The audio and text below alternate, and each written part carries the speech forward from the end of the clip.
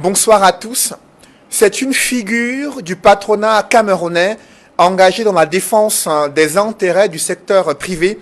Le président du mouvement patronal ECAM, entreprise du Cameroun, est réputé pour ses critiques acerbes contre les politiques économiques et l'immobilisme du secteur public.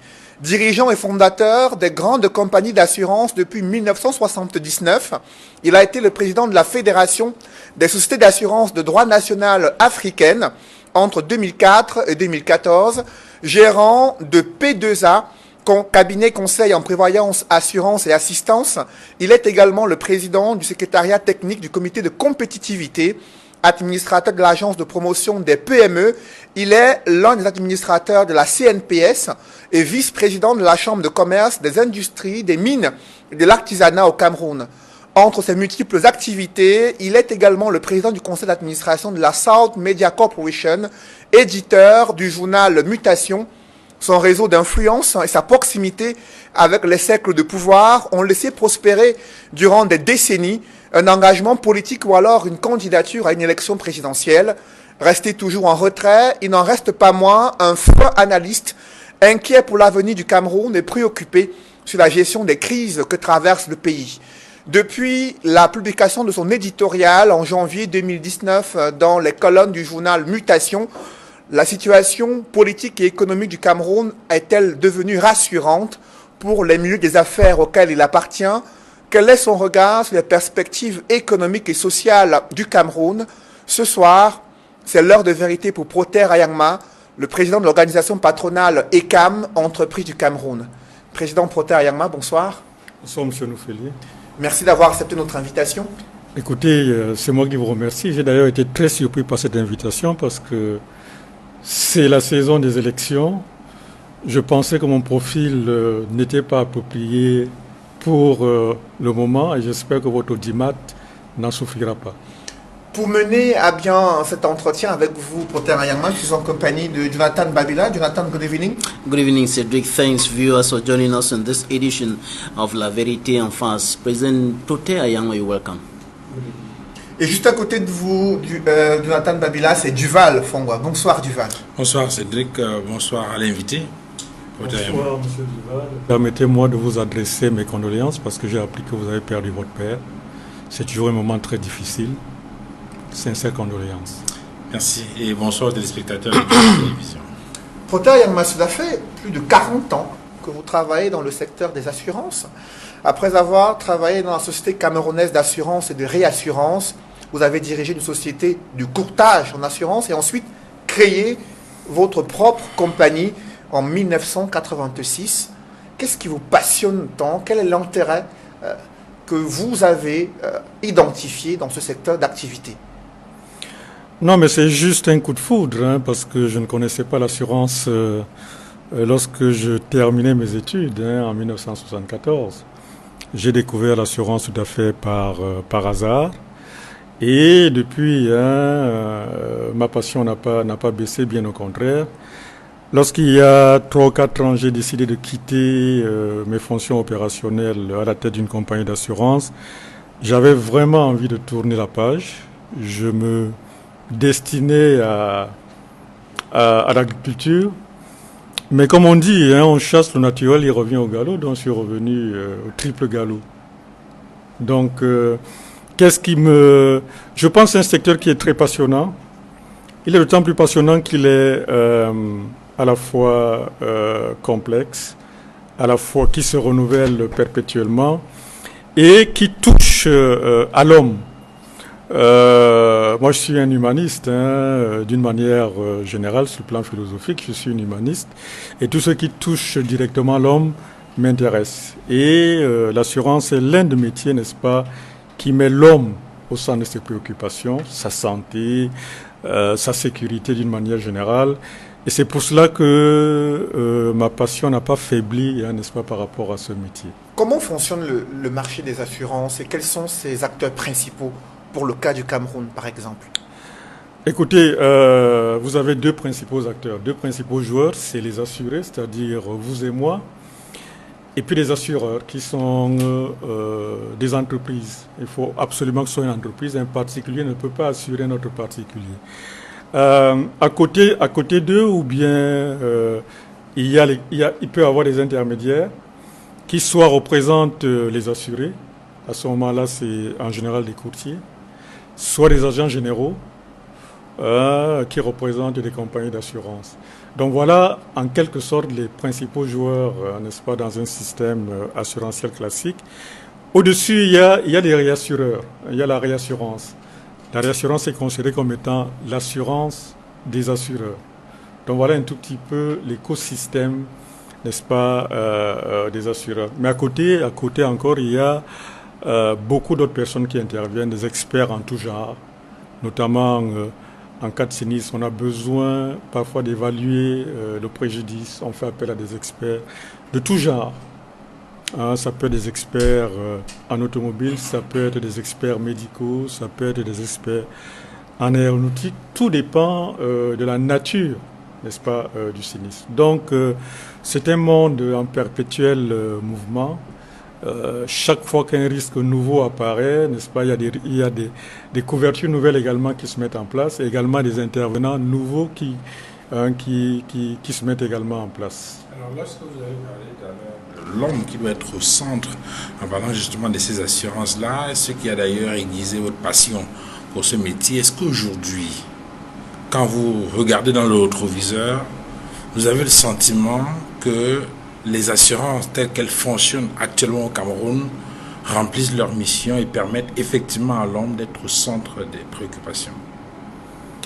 Je ne vais pas vous faire une réponse normale, mais globalement, je dirais oui. Globalement, je dirais oui, même s'il y a beaucoup de dysfonctionnements, notamment sur un marché comme le nôtre. La vocation de l'assureur, n'est-ce pas, c'est quoi? C'est indemniser la victime, qui peut être l'assuré ou bien un tiers, lorsqu'un sinistre survient. Et pour cela, l'assureur a payé une cotisation. Donc c'est une contrepartie, n'est-ce pas, du paiement d'une cotisation ou bien d'une prime par un assuré. Et tout est mis en œuvre pour que lorsque cet engagement n'est pas respecté, n'est-ce pas, que l'assureur soit amené, n'est-ce pas, à le respecter, ou alors il est retiré du marché. C'est pour cela que c'est un secteur qui est très, très, très réglementé. Il n'en a pas souvent été ainsi. C'est depuis l'apparition de la CIMA quand même qu'on a vu ce secteur de plus en plus être pris en main. Vous avez été témoin, n'est-ce pas, des retraits d'agrément qu'il y a eu sur notre marché. Notre marché a payé un très lourd tribut, n'est-ce pas, suite justement aux dysfonctionnements qui ont été constatés sur notre marché. Mais je crois que les choses sont en train tout doucement. Quelle est la difficulté de votre point de vue aujourd'hui pour améliorer le service et permettre effectivement que les choses soient meilleures? Pour vous, c'est quoi les principales difficultés? Comment vous y attaquez? Écoutez, la difficulté majeure, mais qui est aujourd'hui résolue à la suite d'une réforme du Code CIMA, c'est le paiement des primes. Il faut que l'argent soit disponible pour qu'on puisse payer les sinistres. Et pendant longtemps, une bonne partie des assurés ne payaient pas leurs primes. Et vous savez que c'est un phénomène de mutualisation. Il suffit que quelques-uns ne payent pas pour que ça déséquilibre, n'est-ce pas, tout le système. Aujourd'hui que les choses sont revenues, on va dire, à la normale, les assureurs n'ont aucune raison, n'est-ce pas, pour ne plus faire face à leurs engagements. Protais, I've heard many people complaining about cumbersome and difficult procedures for persons who should benefit from services of insurance companies. Why are the procedures cumbersome and sometimes difficult? Vous me permettez de répondre en français? Go ahead, please. Okay. Non, c'est vrai. L'assurance a essentiellement mauvaise presse. Il y a des raisons objectives, parfois cela. C'est d'abord la méconnaissance même de l'assurance. C'est quelque chose qui n'est pas, on va dire, naturel à l'Africain en général, au Camerounais en particulier. Nous avions nos formes traditionnelles de solidarité. L'assurance est venue un tout petit peu comme un produit étranger. Il est venu de la mauvaise manière. Il est venu par des obligations d'assurance. C'est-à-dire que on a obligé les gens à s'assurer sans qu'on ait expliqué aux gens pourquoi est-ce qu'ils s'assuraient. Alors que s'il n'y avait pas eu ces assurances obligatoires, peut-être que les assureurs auraient fait l'effort d'expliquer, d'informer et de convaincre, n'est-ce pas, les assurés.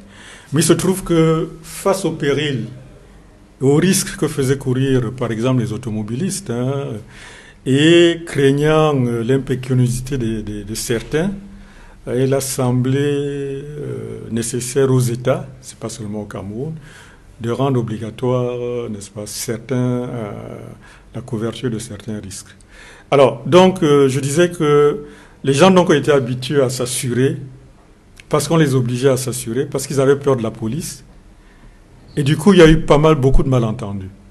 Vous allez prendre une assurance de responsabilité civile, on vous cogne, vous croyez que votre assureur doit vous indemniser. Non. Lorsque vous prenez une assurance de responsabilité civile, ce que communément nous appelons assurance au tiers, cela signifie que votre assureur paye les dommages que vous occasionnez au tiers, pas les dommages que vous occasionnez. Donc il y a pas mal de malentendus comme ça. Bon, maintenant, ceci étant, je ne vais pas dédonner complètement les assureurs. Il y en a qui sont de mauvaise foi, ça c'est clair. Il y en a qui ne veulent pas payer les sinistres. Et pendant longtemps, ça n'a d'ailleurs pas changé. L'assureur était celui-là qui faisait tout pour ne pas payer.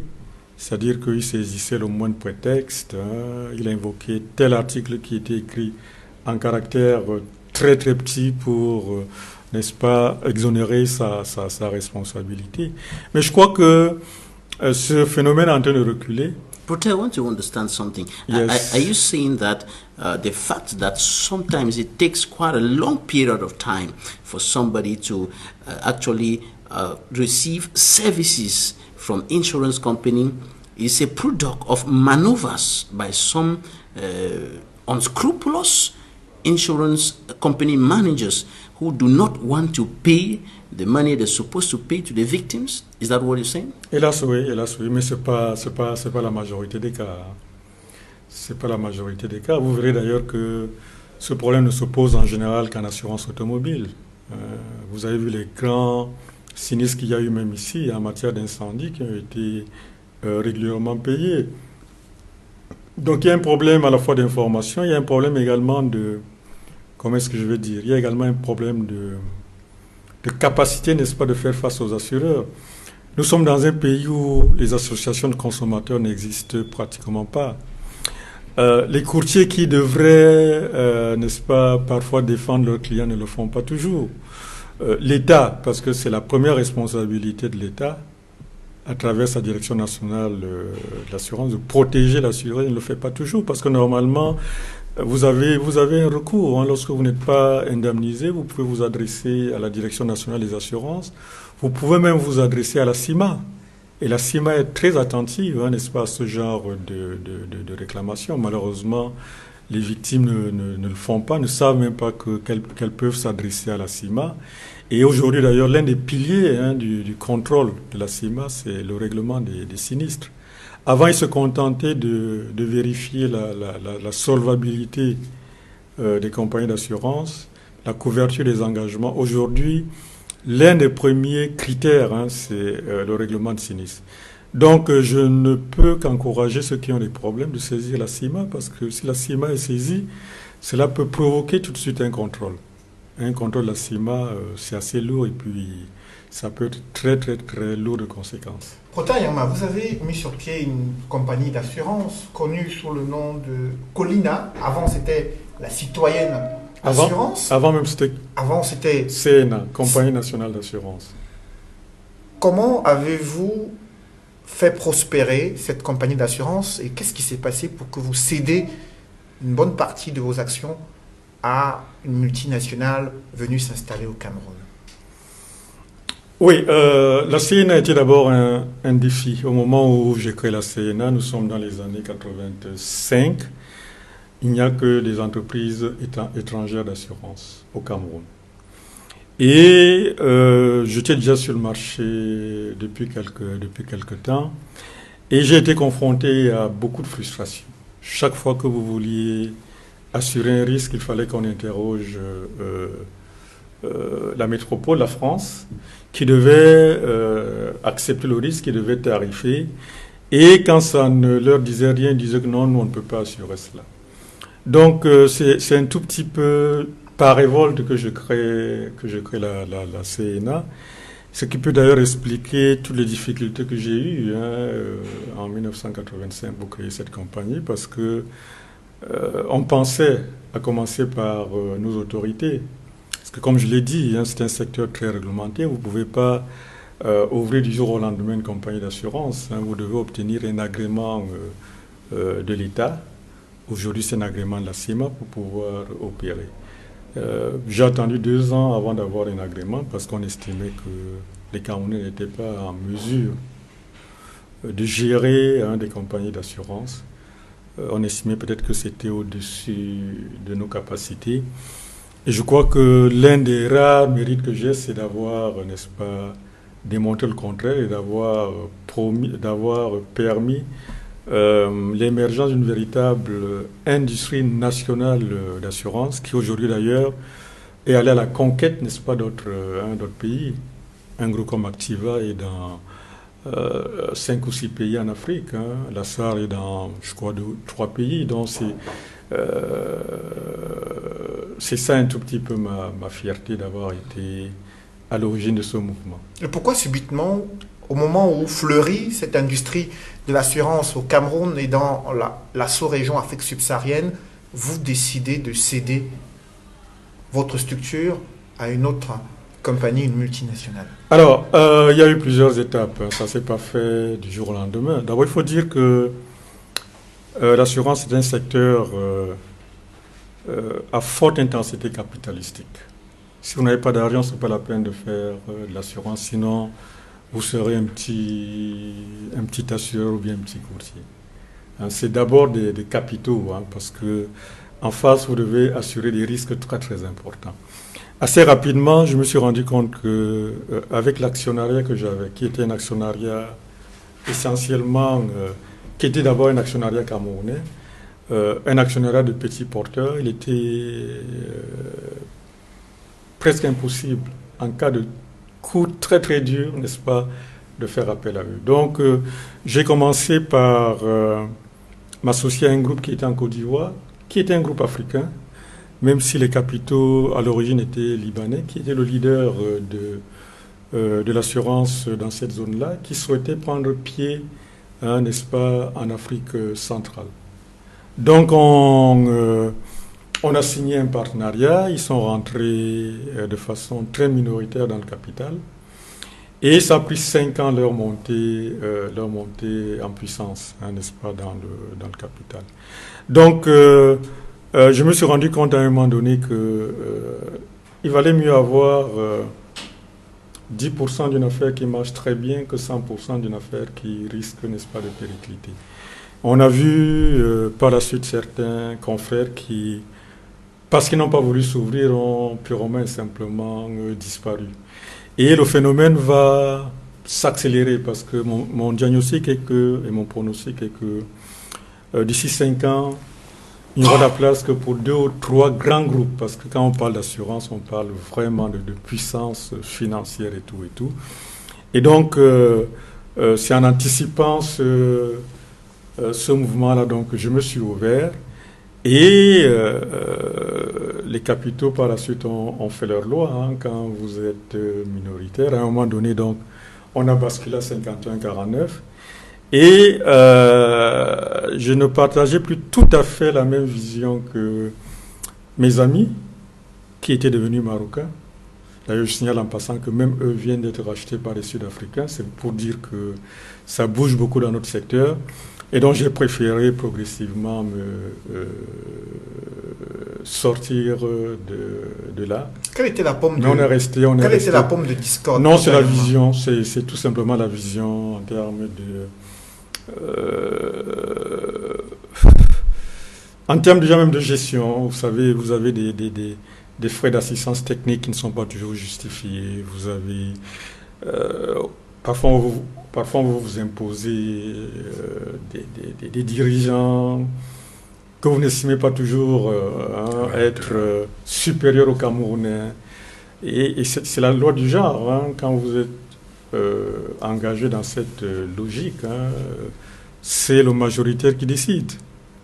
Donc progressivement, n'est-ce pas, j'ai compris que je perdais la main, donc j'ai préféré sortir. Mais bon, ça s'est fait en très bonne intelligence, puisque vous pouvez constater que je suis resté président de conseil de plusieurs entités du groupe en Afrique et même au Cameroun. Il s'agit du groupe SAM ou vous êtes, il s'appelle aujourd'hui Sanlam. Justement avec l'arrivée des Sud-Africains. Avec l'arrivée des Sud-Africains. Aujourd'hui, ils sont le premier groupe d'assurance en Afrique et même au Moyen-Orient. Au moment où vous étiez au sein de cette compagnie, il y a un projet qui a été initié, à savoir les Perles de Yassa. Oui, un projet qui visait à construire des maisons d'habitation sur près de 450 000 mètres carrés. On parle d'1,5 milliard, 1,5 milliard de francs CFA pour le coût de projet. Qu'est devenu ce projet? Comment ça s'est passé? Bien, c'est un projet immobilier qui a été initié effectivement sous mon magistère.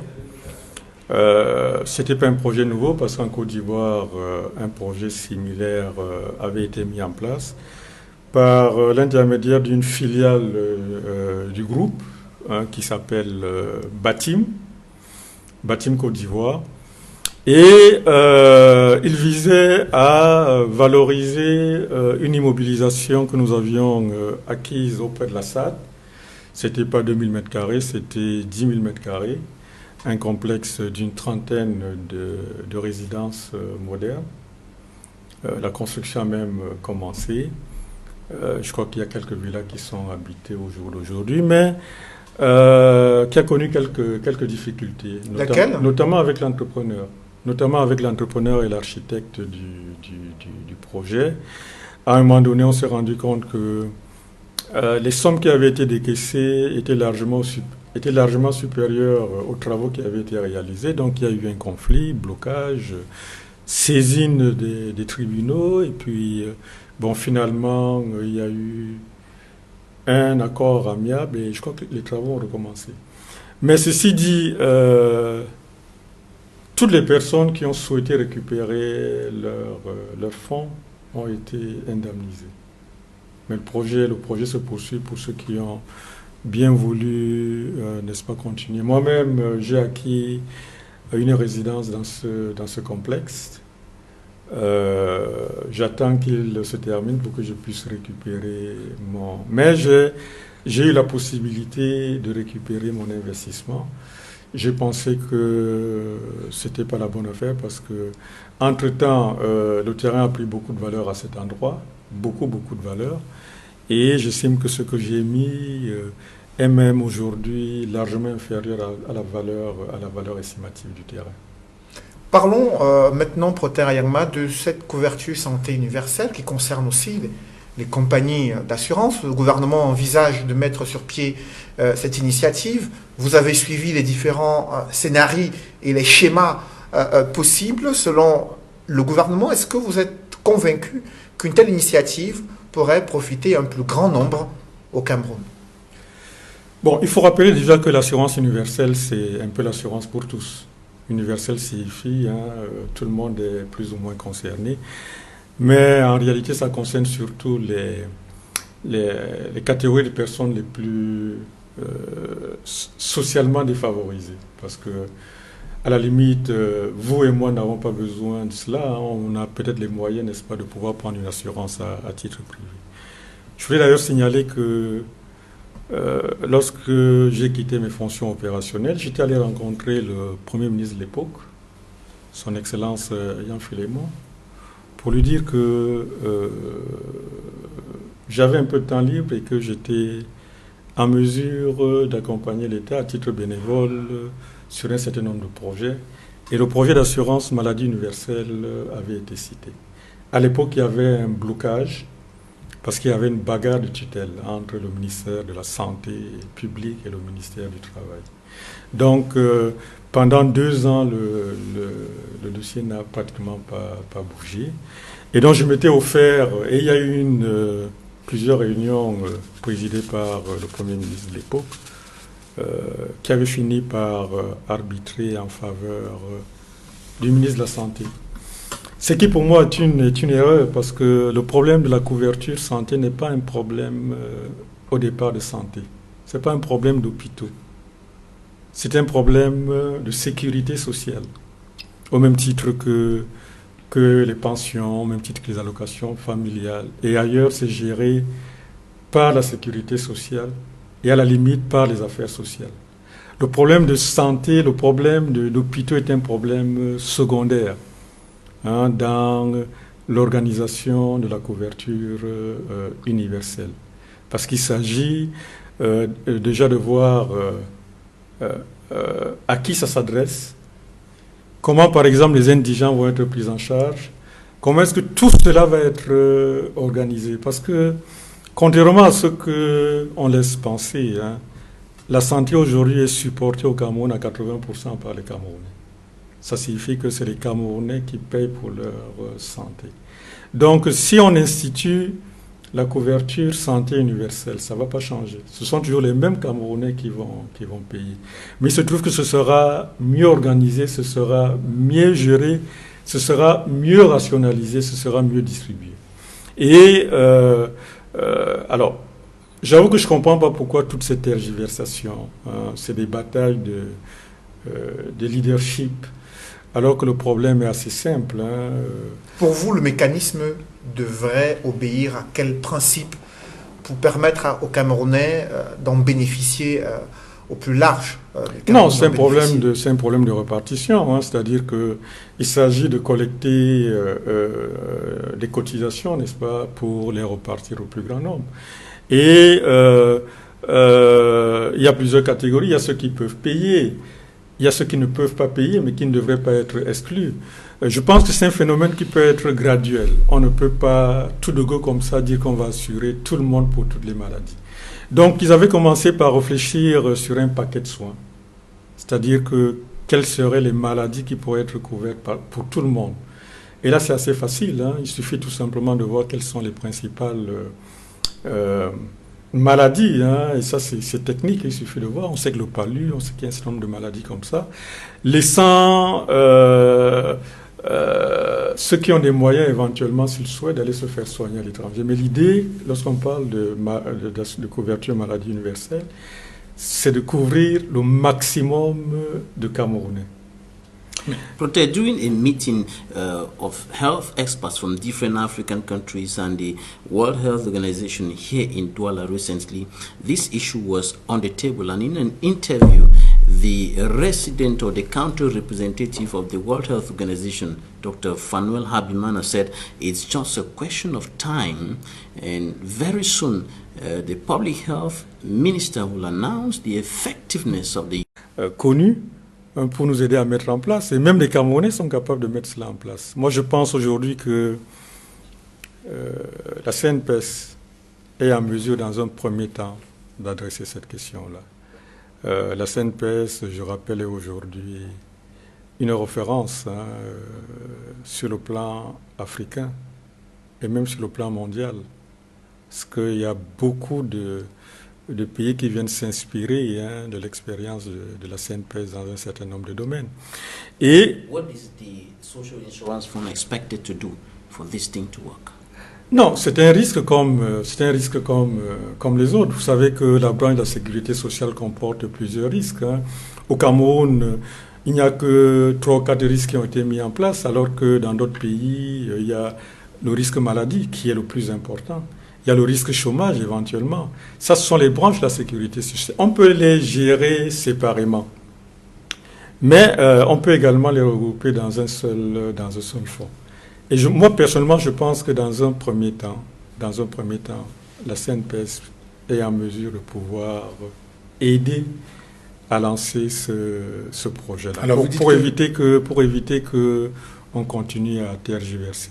Vous parlez justement des tergiversations, d'hésitation, et vous dites ne pas vraiment comprendre ce qui se passe pour que depuis plusieurs années, cette affaire n'arrive pas à être mise en place. Est-ce que vous pensez qu'il faut mettre ça sous le compte de l'inertie, du laxisme, de la corruption?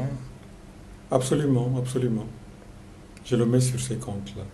Where? In which administration? Who is doing what? Mais To prevent this thing from going écoutez, operational? le gouvernement est solidaire. Hein. Je ne vais pas commencer à nommément indexer des ministères ou bien des organisations quand ça ne va pas dans un domaine souverain comme celui-là, parce que la santé fait quand même partie des devoirs régaliens de l'État. C'est un devoir constitutionnel. Autrement dit, le chef d'État devrait prendre... L'État a l'obligation, n'est-ce pas, d'assurer la santé, l'éducation des Camerounais. Donc, s'il y a faillite, bien évidemment, on ne peut que remonter jusqu'aux responsables. He has conferred some powers to handle some issues, and as far as health is concerned, to the Minister of Public Health, to a ministry that is supposed to handle these issues. Are you saying that this ministry has failed in its duties as far as this? Je ne sais pas ce que vous voulez me faire dire, mais ce que je suis en train de dire, c'est qu'on n'a pas été capable jusqu'à présent de mettre en place une couverture santé universelle, alors que ça ne relève pas de la sorcellerie. C'est des choses qui sont tout à fait faisables. Dans l'intérêt des Camerounais, hein, tout le monde serait gagnant, n'est-ce pas, dans la mise en place d'un système comme celui-là. Parce que ça va améliorer même l'état de santé de Camerounais, ça va améliorer la morbidité. Parce que qu'est-ce qui se passe aujourd'hui? Il se passe que les gens vont à l'hôpital vraiment à la dernière minute parce qu'ils n'ont pas les moyens d'aller à l'hôpital avant. Mais on constate quand même que lorsque ça va, ils finissent par y aller. Ça signifie que s'ils étaient allés avant, ils auraient payé moins cher et ils auraient été certainement guéris. C'est tout ça qu'il faut organiser. Et c'est tout ça que permet un régime, n'est-ce pas, de sécurité sociale. Avec un secteur informel tout aussi important au Cameroun, comment amener justement ces travailleurs du secteur formel et ceux qui sont dans le sous-emploi, dans le secteur informel, à pouvoir adhérer à ce système de couverture santé universelle? Bien au contraire, hein, ce secteur que vous dites informel est le plus, j'allais dire, le plus près, n'est-ce pas, à adhérer à ce genre de système. Vous avez vu, hein, la CNPS a lancé ce qu'ils ont appelé l'assurance volontaire. Ça a été un engouement extraordinaire, hein, parce que tout le monde est conscient de sa précarité ici. Tout le monde sait qu'en cas de coup dur, hein, on est foutu. Et aujourd'hui, nous avons des moyens. C'était peut-être pas possible avant. Hein, aujourd'hui, nous avons les moyens de collecter l'épargne. Et les calculs qui sont faits tournent entre 1000 et 1500 francs de cotisation par mois. Aujourd'hui, avec le digital, avec la numérisation, on est tout à fait capable de collecter et de tracer les personnes qui ont payé. Donc ce n'est plus du tout un problème. Et vous verrez que le secteur informel, hein, les petits métiers seront les tout premiers, n'est-ce pas, à adhérer à ce système. J'aimerais qu'on parle du sommet extraordinaire des chefs d'État de la CEMAC qui s'est achevé le 22 novembre 2019. Parmi les résolutions qui ont été prises, les chefs d'État ont décidé d'engager une réflexion approfondie sur les conditions et le cadre de coopération monétaire avec la France.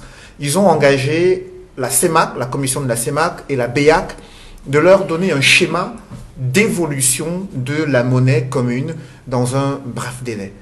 Que pensez-vous de cette résolution prise au terme de ce sommet extraordinaire des chefs d'État de la CEMAC? C'est une résolution qui me laisse un tout petit peu perplexe. Moi, je conclus que les chefs d'État ont décidé de ne rien décider. Bon, pour autant, la question du franc CFA, moi, je n'en fais pas du tout ni un dogme ni un fétiche. Je dois reconnaître que le franc CFA, globalement, lorsqu'on fait le bilan, c'est pas ce qui marche le plus mal, n'est-ce pas, dans notre zone. Il a permis quand même de maintenir une certaine stabilité. Donc, peut-être que, en réfléchissant bien, ils ont raison d'être prudents. Parce que la monnaie n'est pas une finalité en tant que telle. La monnaie n'est pas une finalité. On ne crée pas une monnaie pour créer une monnaie. Il y a tellement de conditions autour de la monnaie que il y a des exemples d'échecs et de réussite des pays qui se sont engagés dans leur monnaie propre. Donc moi, je n'ai pas une religion définitive par rapport à cela. Est-ce que c'est une urgence? Je n'en suis pas tout à fait convaincu. Mais certains estiment que c'est un levier important pour booster l'économie et améliorer l'octroi des crédits à l'économie camerounaise et même de la sous-région. Et certains s'appuient même sur l'initiative en Afrique de l'Ouest qui a déjà assez avancé sur la question concernant la mise en place de l'éco. Pensez-vous qu'en l'État, l'économie de la sous-région, de la communauté économique et monétaire d'Afrique centrale puisse permettre à ce que cette communauté aille vers la création d'une nouvelle monnaie? Bon, nous ne parlons pas beaucoup de l'Afrique de l'Ouest parce que l'éco en dehors du Nord, je ne sais pas ce qu'ils en sont. Rien n'a changé pour l'instant. Disons tout simplement peut-être qu'ils sont un tout petit peu en avance, mais pour l'instant, il n'y a pas de résultats concrets, donc on ne peut pas se référer à cela. Bon, maintenant, ceci étant, logiquement organisé, il y a un trimestre, un débat d'ailleurs très couru sur le franc CFA, où on a invité un certain nombre de sommités, notamment intellectuels du Cameroun, des professeurs agrégés. Je suis rentré très insatisfait de cette réunion et je l'ai d'ailleurs exprimé publiquement. Ça signifie que même les théoriciens, même les spécialistes ne sont pas d'accord. En dehors du fait que, bon, une fois qu'on a dit que c'est une monnaie coloniale, une fois qu'on a dit que... et après, comment est-ce qu'on fait? Est-ce qu'on peut, du jour au lendemain, passer du CFA à une monnaie? Moi, je crois que ça nécessite quand même une bonne réflexion. Il y a des choses qu'on peut faire immédiatement. On peut, pour notre ego, changer la dénomination. On peut éventuellement revoir les mécanismes de gestion parce qu'on ne voit pas pourquoi est-ce que la règle de l'unanimité continue à prévaloir. Et dans cette règle d'unanimité, il y a les voix françaises. Ça signifie qu'il suffit que la France dise non pour que ça paralyse. Je crois que déjà on peut nettoyer, on peut faire ce nettoyage-là. On peut revoir le problème de nos devises qui sont arbitrairement détenues auprès du Trésor français, le compte d'opération, comme on l'appelle. Mais fondamentalement, c'est pas la monnaie qui fait l'économie, c'est l'économie qui fait la monnaie. Pour le peu que j'en sache. Moi, je suis pas... quand vous avez une économie forte, vous pouvez avoir une monnaie forte. Mais si vous avez une économie faible... When you say prenez l'exemple de la RDC. Est-ce que c'est à cela que vous voulez arriver? Oui, mais c'est peut-être la raison pour laquelle les chefs d'État justement disent qu'il faut mener une réflexion pour aboutir peut-être à des décisions qui seraient les meilleures pour notre économie. Oui, mais le gros problème que moi j'ai par rapport à cela, c'est qu'on n'a pas fixé de délai. Vous savez, un objectif, il n'a pas de délai, n'est pas un objectif. On a dit, ok, réflexion approfondie, mais ça peut durer 10 ans. On aurait dû dire dans un an, n'est-ce pas, on demande à la BEAC et à la CEMAC de revenir nous dire quel est le résultat de leur... Mais ils ont dit, ok, on confie. Vous savez très bien qu'un objectif, lorsqu'il n'est pas, n'est-ce pas, limité dans le temps, n'est pas un objectif. Si vous dites que je vais devenir riche, et que vous ne dites pas je vais devenir riche dans 2 ans, ça ne sert à rien. Vous êtes d'accord avec moi? Yes? Yes, I was going to ask you the question because you said that the CEMAC heads of states decided not to take any decision. And I was going to ask you the question, did you expect these heads of state to come together and say, okay, January 2020, we are coming out of the franc zone? Is that what you expected from them? Oui. Il faut toujours un délai. Il faut toujours une échéance. C'est le fait qu'au Cameroun, il n'y ait jamais d'échéance qu'on n'avance pas. Vous voyez des chantiers qui mettent 10 ans. Vous voyez des des programmes très intéressants, n'est-ce pas, qui n'aboutissent jamais parce qu'il n'y a pas de délai. Le délai permet au moins, n'est-ce pas, à un moment donné, de faire le point. How soon Et and puis how de urgent, réajuster. how soon and how urgent should countries of the CEMAC zone come out of the franc zone, and why? Non, mais je pense que un délai maximum de 5 ans devrait être tenu. Dans ce délai, il y a toutes les études. Et dans ce délai, il y a toute la mise en place, parce que changement de monnaie, ça signifie quoi? Ça signifie qu'il faut revoir, comment on va battre monnaie, on va revoir des billets, tout ça, ça prend quand même un certain temps. Et je pense que un délai de 5 ans, qui est dans beaucoup de pays un mandat présidentiel, n'est-ce pas, est assez raisonnable pour mettre en place ce genre de réforme. Il y a une question en rapport avec comment ça se dit dans ce langage-là, l'interchangeabilité de la monnaie dans les deux zones franc CFA. Est-ce que ce n'est pas un problème important qui devait peut-être rentrer dans la réflexion qui doit être menée pour permettre une fluidité des échanges entre les deux zones? Vous, en tant qu'opérateur économique, est-ce que vous ne ressentez pas que c'est lourd? Je veux dire, lorsqu'on passe peut-être du Cameroun au Sénégal, le franc CFA, il faut changer, et ainsi de suite. Est-ce que ça n'a pas un problème? Est-ce que ça ne devrait pas rentrer de votre point de vue dans les réflexions qui sont menées dans le sens de permettre une fluidité des échanges entre les deux zones? Ou bien pour vous, c'est une question secondaire? Non, ce n'est pas une question secondaire. Bien évidemment, l'idéal serait une monnaie unique à l'échelle africaine. Je crois qu'on y pense. La zone de libre-échange continentale est peut-être, n'est-ce pas, un des premiers jalons, n'est-ce pas, dans cette véritable communauté économique africaine, parce que effectivement, vous savez que lorsque vous faites le change, vous perdez dans tous les cas. Vous changez de l'argent dans une autre monnaie, vous perdez. Lorsque vous revenez, vous perdez également. Donc, évidemment. Mais vous ne pouvez pas obliger les gens à accepter votre monnaie. La monnaie, c'est une question de confiance. Vous allez au Nigeria, les gens acceptent le franc CFA parce qu'ils ont confiance.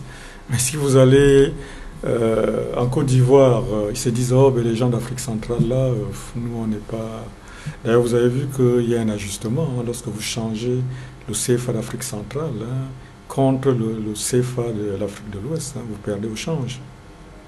Ça, c'est clair. Allez même à l'aéroport à Douala, essayez de changer, vous allez voir.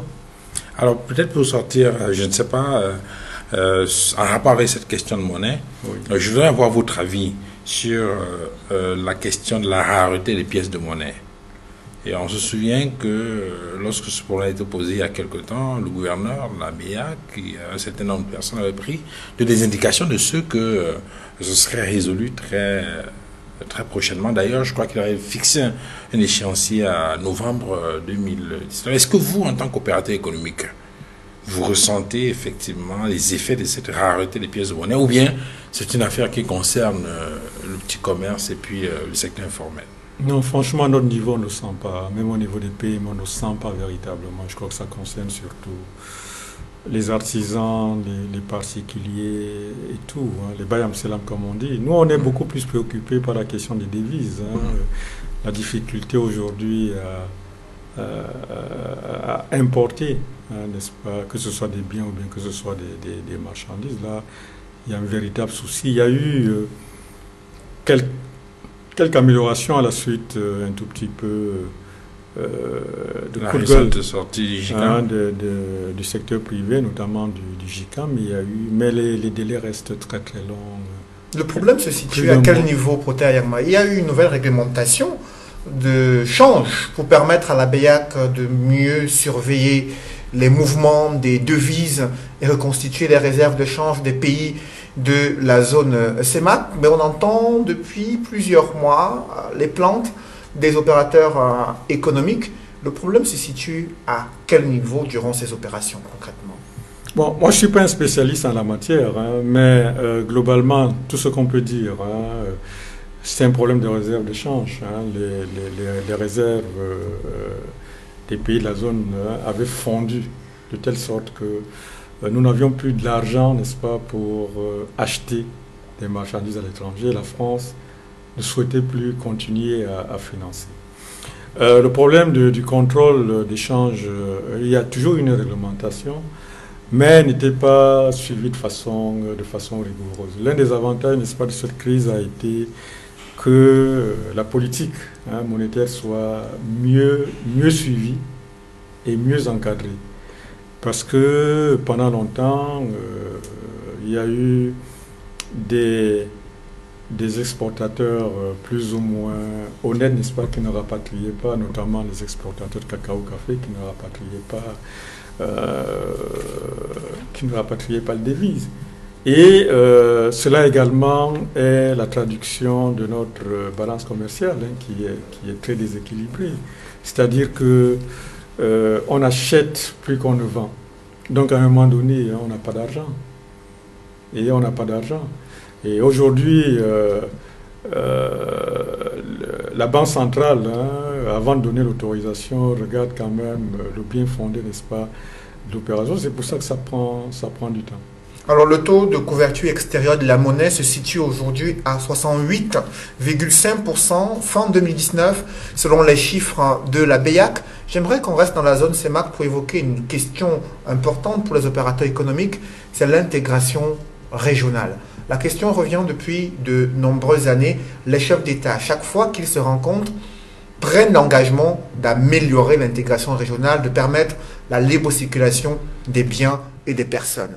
Vous qui êtes à la tête d'une organisation patronale, ECAM, qui s'intéresse davantage aux petites et moyennes entreprises, comment vivez-vous cette réalité d'intégration régionale pour faire les affaires dans la zone CEMAC? On l'a vu de façon douloureuse et dramatique. Est-ce que vous savez qu'il y a moins de 3% d'échanges au sein de la communauté? Moins de 3%.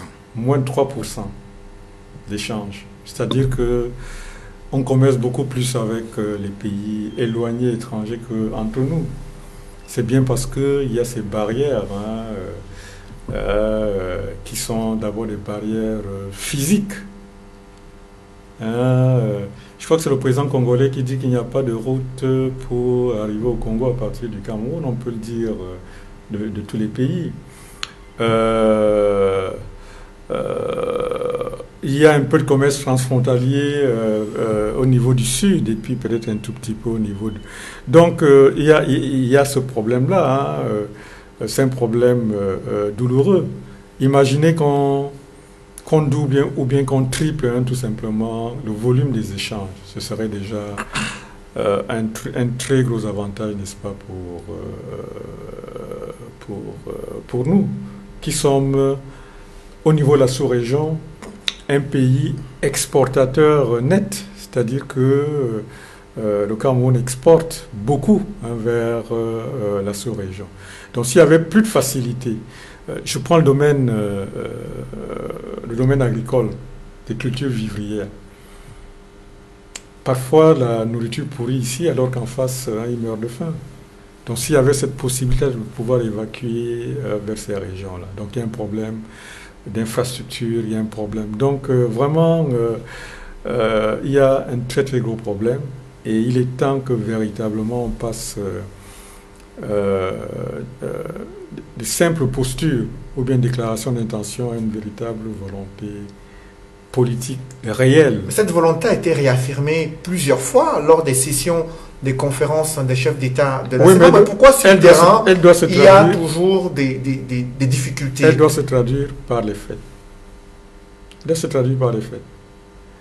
On a parlé d'un passeport CEMAC. Il est où? Vous savez depuis combien de temps on en parle? Il n'est pas là. Donc c'est bien de déclarer, c'est encore mieux, n'est-ce pas, de le faire.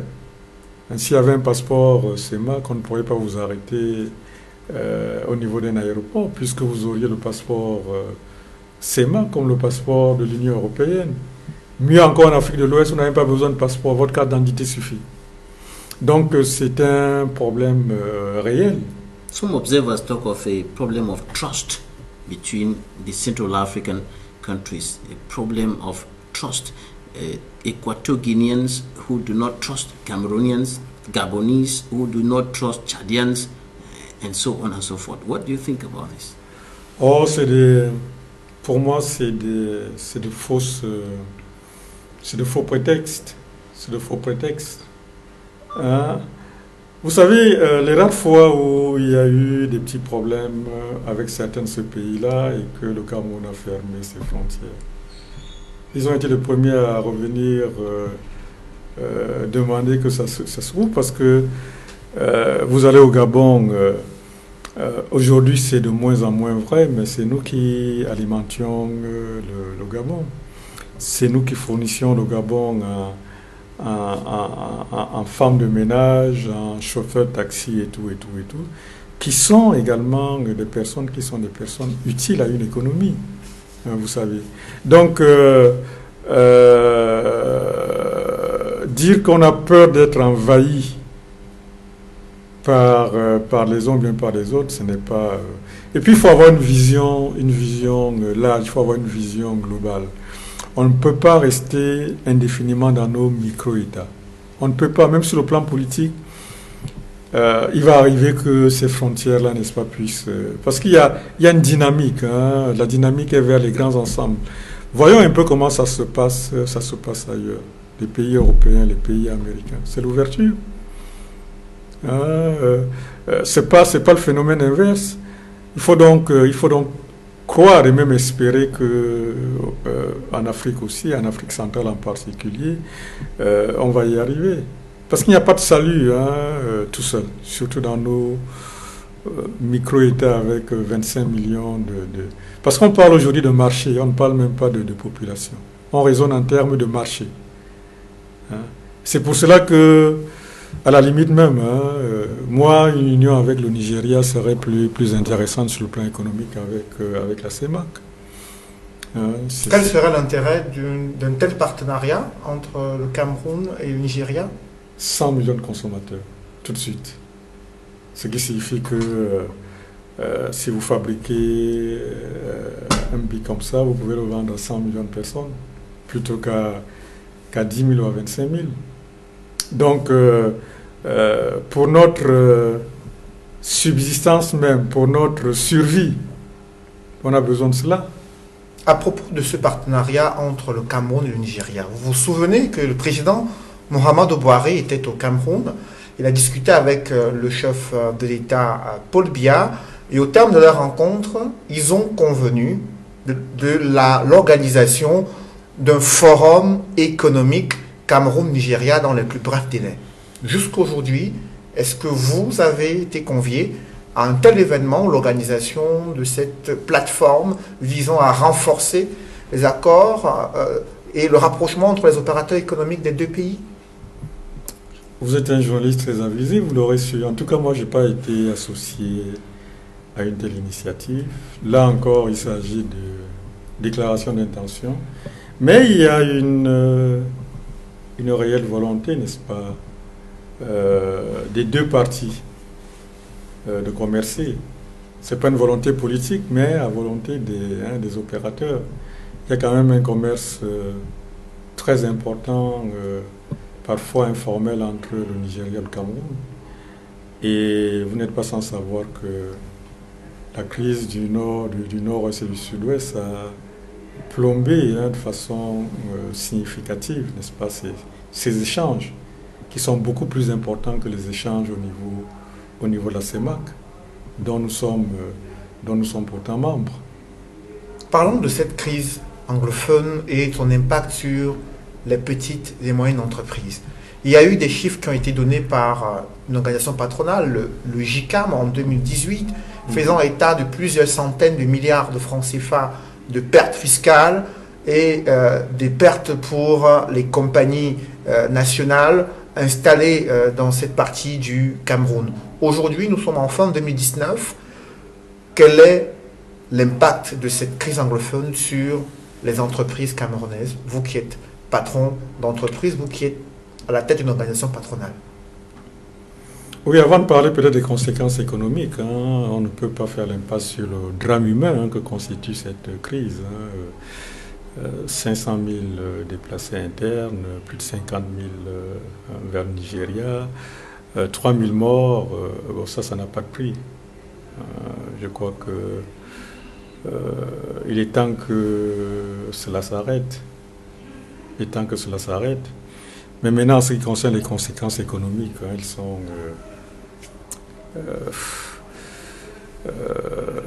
vraiment catastrophiques. Parce que je crois d'ailleurs même que le GICAM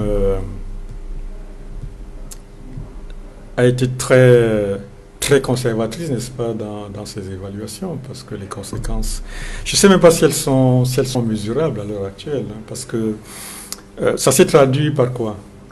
En ce qui concerne les entreprises. Bon, je vais parler d'une manière générale, hein,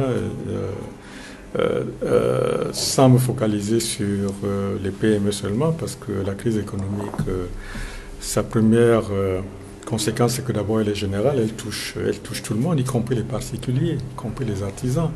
Ça s'est traduit par quoi? Ça s'est traduit par des fermetures d'entreprises, ça s'est traduit par des délocalisations, ça s'est traduit par des dégraissages, ça s'est traduit par la destruction et le vandalisme d'un certain nombre d'équipements.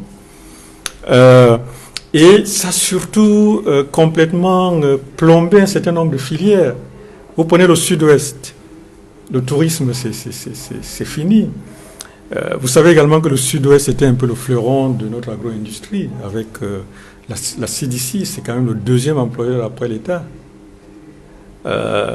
Avec la PAMOL qui a carrément mis la clé sous le paillasson.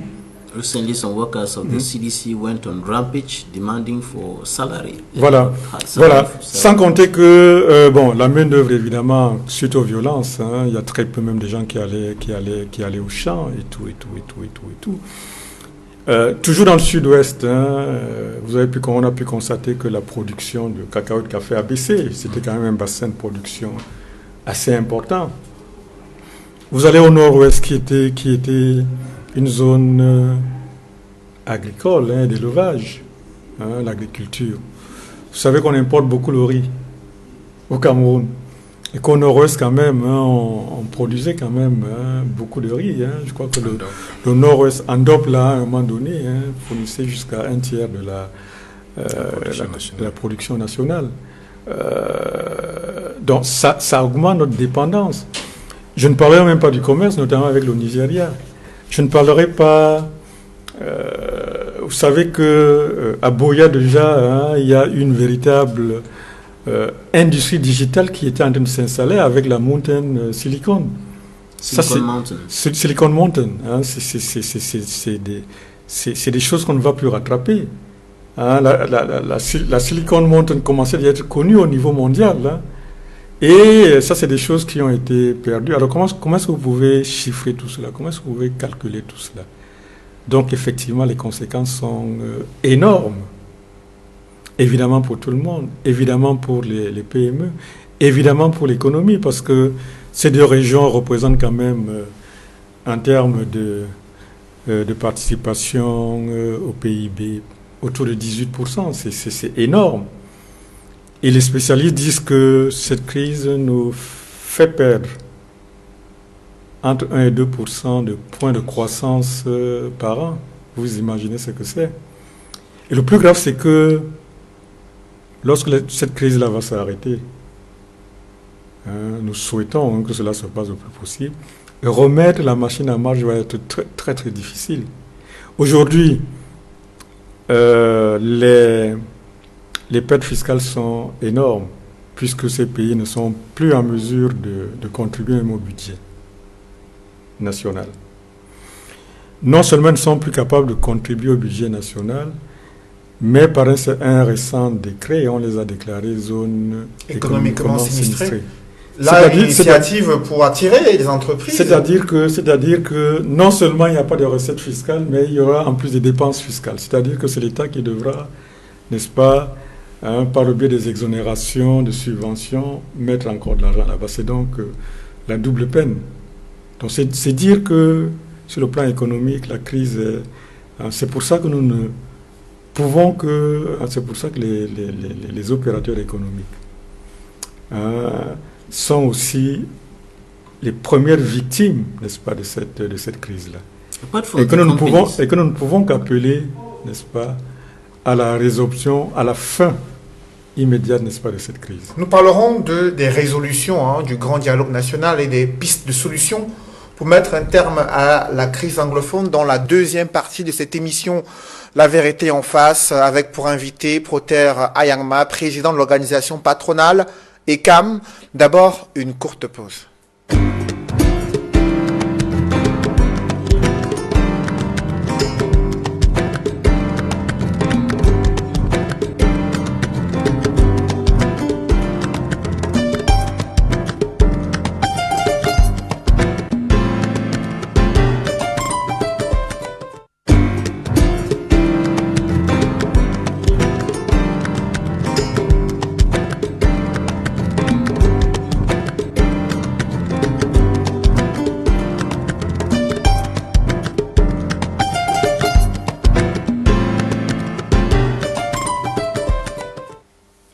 Si vous nous rejoignez à l'instant, vous suivez l'émission La vérité en face sur Equinox Télévision. Invité ce soir, Proter Ayangma, président de l'organisation patronale ECAM, entreprise du Cameroun.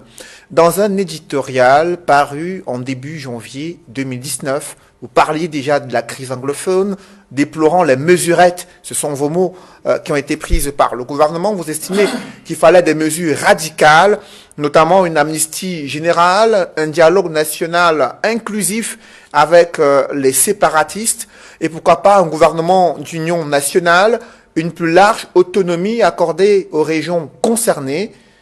Plusieurs mois après cet éditorial, il y a le chef de l'État qui a convoqué un grand dialogue national. Il a libéré 333 personnes arrêtées dans le cadre de la crise anglophone, et les recommandations issues de ce grand dialogue font état d'un statut spécial à accorder à ces régions. Pour vous, cela démontre-t-il une volonté politique du gouvernement, du président de la République, d'aller vers une résolution pacifique de cette crise anglophone? En apparence, oui. En apparence, oui. Je crois que le grand dialogue était attendu de tout le monde. Et je suis de ceux qui souhaitaient qu'il ait lieu sans condition. Et je pense que ceux qui n'ont pas voulu y aller ont eu tort, parce que c'était l'occasion, n'est-ce pas, de s'exprimer. Et j'ai également pensé que dans de telles circonstances, il y a une dynamique généralement interne qui se développe, qui fait que parfois on vient avec des idées bien précises et on en ressort avec d'autres. Donc je crois que ça a été un grand moment, même si personnellement je regrette que ce dialogue a été un tout petit peu confisqué par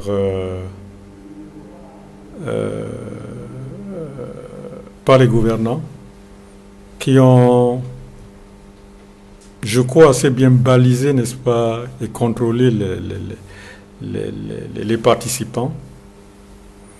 Mais au bout du compte, les livrables ont été assez intéressants. Je crois que ce qui en est ressorti, à savoir ce statut spécial, à savoir une large autonomie pour les autres, à savoir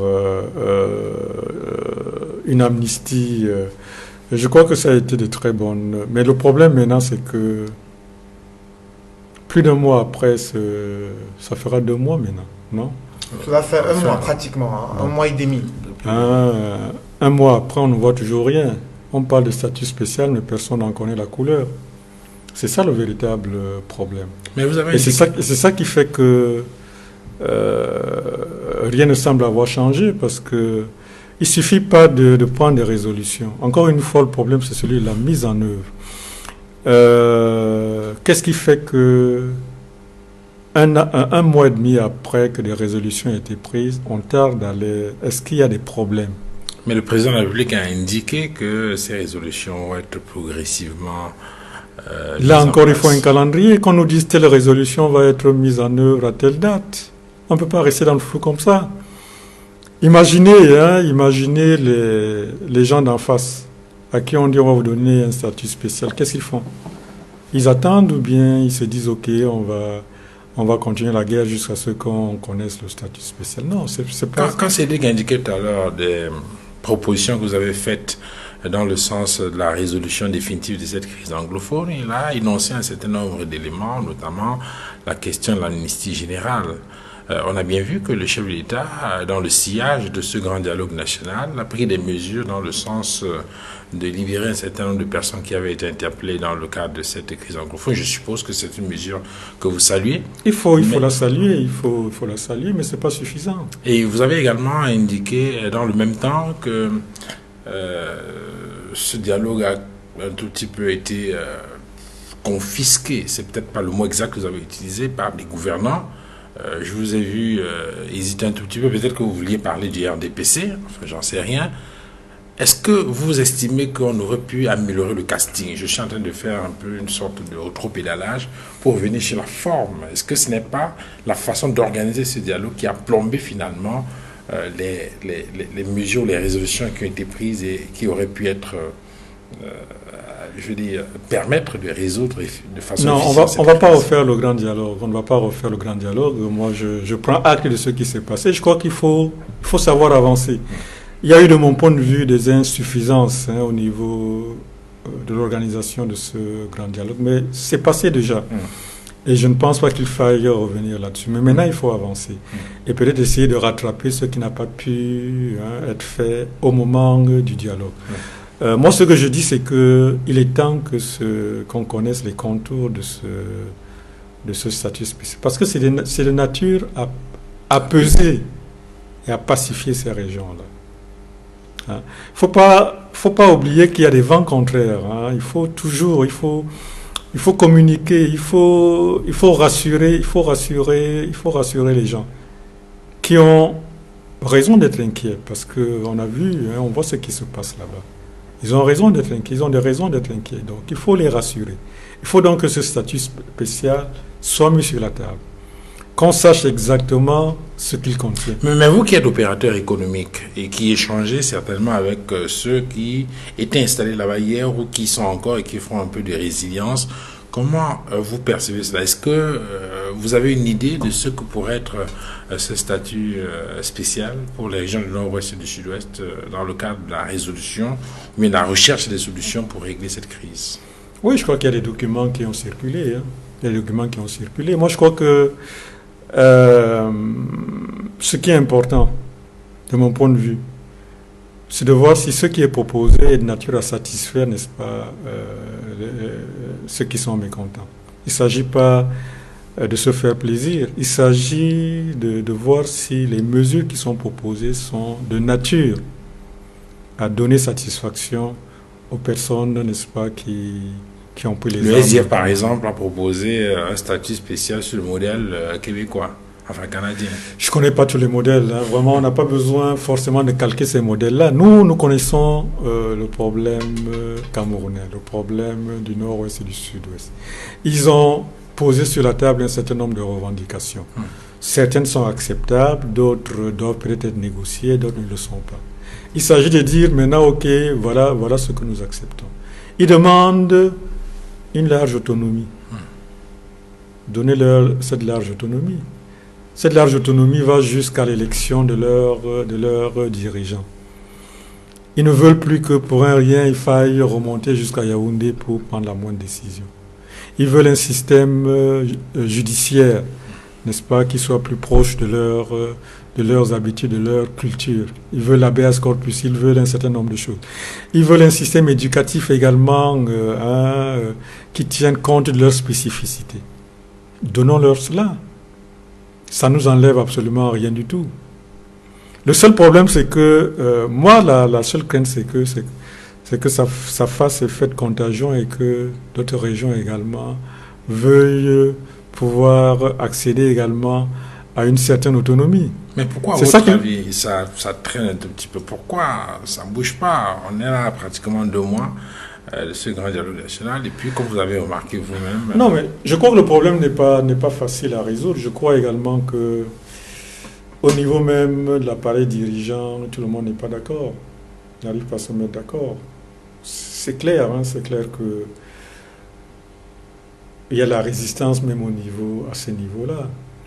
Donc, il va falloir à un moment donné arbitrer. Mais à partir du moment où le chef de l'État a dit qu'il a pris note de résolution et qu'il fera tout dans la mesure où c'est faisable, il fera tout pour donner satisfaction au moins cette volonté populaire qui s'est exprimée à travers ce que nous pouvons considérer comme étant nos représentants à ce grand dialogue. Parce qu'ils nous représentaient, ils n'allaient pas pour eux-mêmes.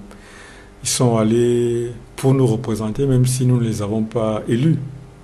Mais bon, admettons qu'ils nous ont représentés.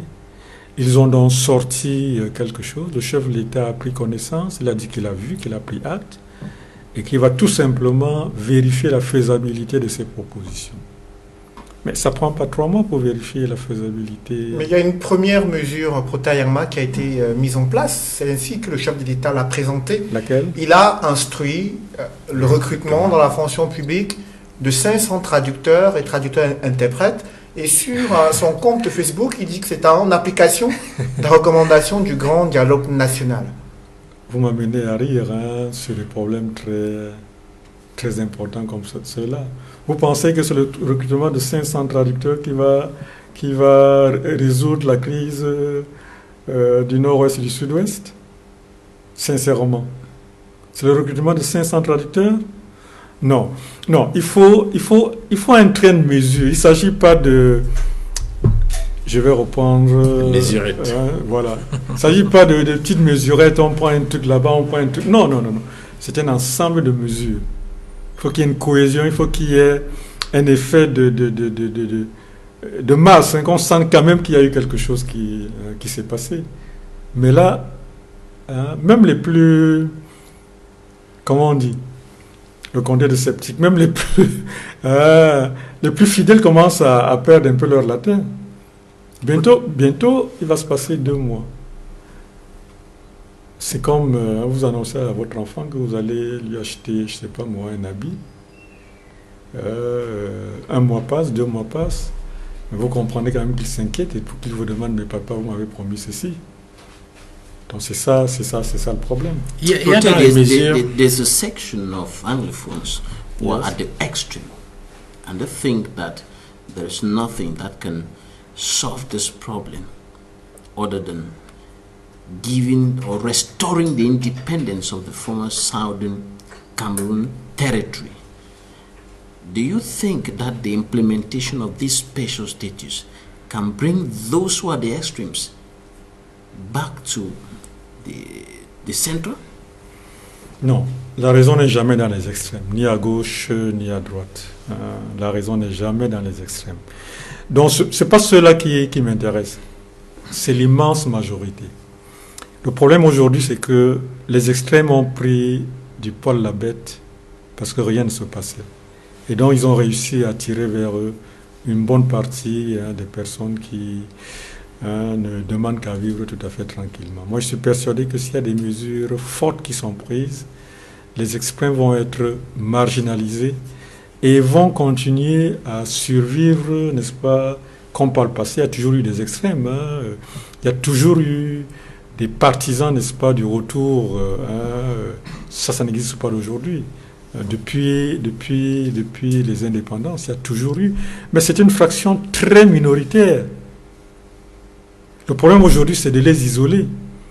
Mais de l'autre côté également, il y a une fraction très conservatrice, très centralisatrice, qu'il faut également éliminer, de façon à ce que l'immense majorité, n'est-ce pas, de la population puisse se retrouver. On ne peut jamais donner satisfaction à tout le monde. Mais si 98% de la population est d'accord pour qu'on continue ensemble, il faut y aller. Les extrêmes finissent par mourir eux-mêmes de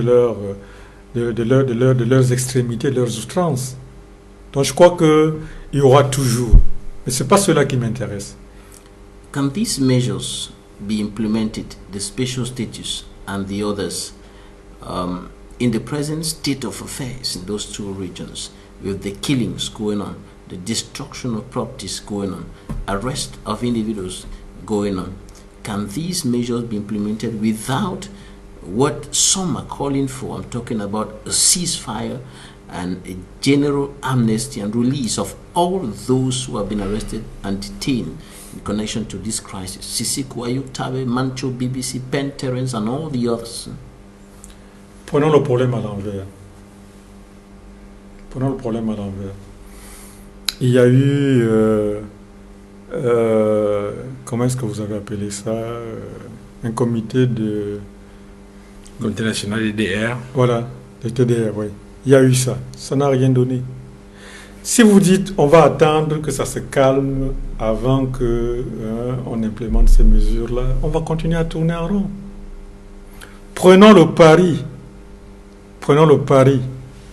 et mettons en place ces mesures avec l'espoir que ça va donc amener les mentalités à changer. Sinon, si vous dites que on va attendre que tout se calme, bon, ça ne va pas se calmer. Et donc la situation ne changera jamais. That's why some are calling for a ceasefire to be implemented and all those who have been Oui, arrested. mais to be dans la released. mesure où ce cessez-le-feu a du mal, n'est-ce pas, à se mettre en place, qu'est-ce qu'on fait? On laisse tomber, on ne fait rien, et puis on laisse les populations continuer à mourir. On laisse deux régions de notre pays continuer à n'est-ce pas? Non, moi je pense pas. Je pense que le moment est venu de faire quand même confiance à la nature humaine, de dire que bon, ok, bon, voilà, vous avez demandé un statut particulier, voilà le statut particulier. À ce moment-là, on va voir comment est-ce qu'ils vont réagir. Puisque nous sommes dans le sillage de la crise anglophone et puis des difficultés qu'il y a à trouver des solutions efficientes pour mettre un terme à cette crise-là, je voudrais faire un petit lien avec l'actualité. Protaillama, on annonce des élections législatives et municipales pour février 2020. Et est-ce que de votre point de vue, ces élections peuvent se tenir dans ce contexte où justement Jonathan parle de l'insécurité avec des tueries, des assassinats qui se poursuivent, en tout cas dans un climat de violence inouïe qui n'a pas baissé depuis la fin du grand dialogue national? Sincèrement, j'en sais rien. Sincèrement, j'en sais rien. Mais on peut quand même constater que les élections présidentielles se sont tenues dans le même climat, dans la même ambiance. Finalement, ça va changer quoi?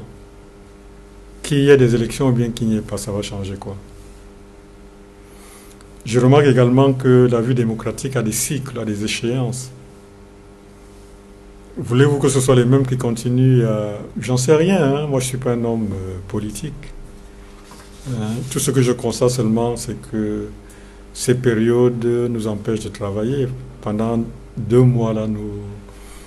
Vous n'êtes pas un homme politique, mais l'économie va complètement... Vous avez souvent pris des positions, on va dire, qui ressemblent à des positions politiques. On se souvient qu'en novembre 2018, je crois, Jeune Afrique a publié sur son site un article intitulé Maurice Kamto en foi avec Protais Ayama. Et selon ce journal, Maurice Kamto a sollicité le soutien du journal qu'il a cofondé pour sa campagne dans le cadre de cette élection présidentielle. Mais visiblement, vous êtes resté prudemment en retrait. Ce sont les mots utilisés par ce journal. Qu'en est-il exactement? Non, je connais M. Kamto, le professeur Kamto, avec qui on a cheminé ensemble pendant un bon bout de temps. Avant mutation, il y a eu génération. Sur le plan intellectuel, il y a une certaine proximité. C'est quelqu'un que j'admire pour la force de ses idées. C'est quelqu'un qui est assez construit. Mais ça ne m'oblige pas, n'est-ce pas, à épouser ses idées politiques. Effectivement, il m'a sollicité au moment de sa campagne. Il m'a fait l'amitié et l'honneur de venir me rendre visite et de m'informer qu'il allait se présenter aux élections. Mais il ne m'a pas demandé que Mutation puisse le soutenir. Il n'a pas besoin de me demander. Il a pendant longtemps été président du comité éditorial de Mutation, mieux que quiconque qui connaît la ligne de Mutation. Il a participé à l'élaboration de la charte éditoriale. Il sait que Mutation est un journal indépendant. Et je crois que nous avons essayé de le prouver pendant toute cette période-là. On ne l'a pas favorisé particulièrement, mais on ne l'a pas non plus, n'est-ce pas, défavorisé. Je crois que c'est la vocation d'un journal. Sinon, il est tout à fait dans son droit, n'est-ce pas, de vouloir postuler, y compris à des hautes fonctions. Tout comme il est de mon droit aussi de ne pas vouloir m'associer à cette aventure. J'ai dit que pour l'instant la politique ne m'intéresse pas parce que je me trompe certainement. Chez nous, politique rime avec compromission et moi ça ne. Et j'estime également qu'on peut vivre sans la politique.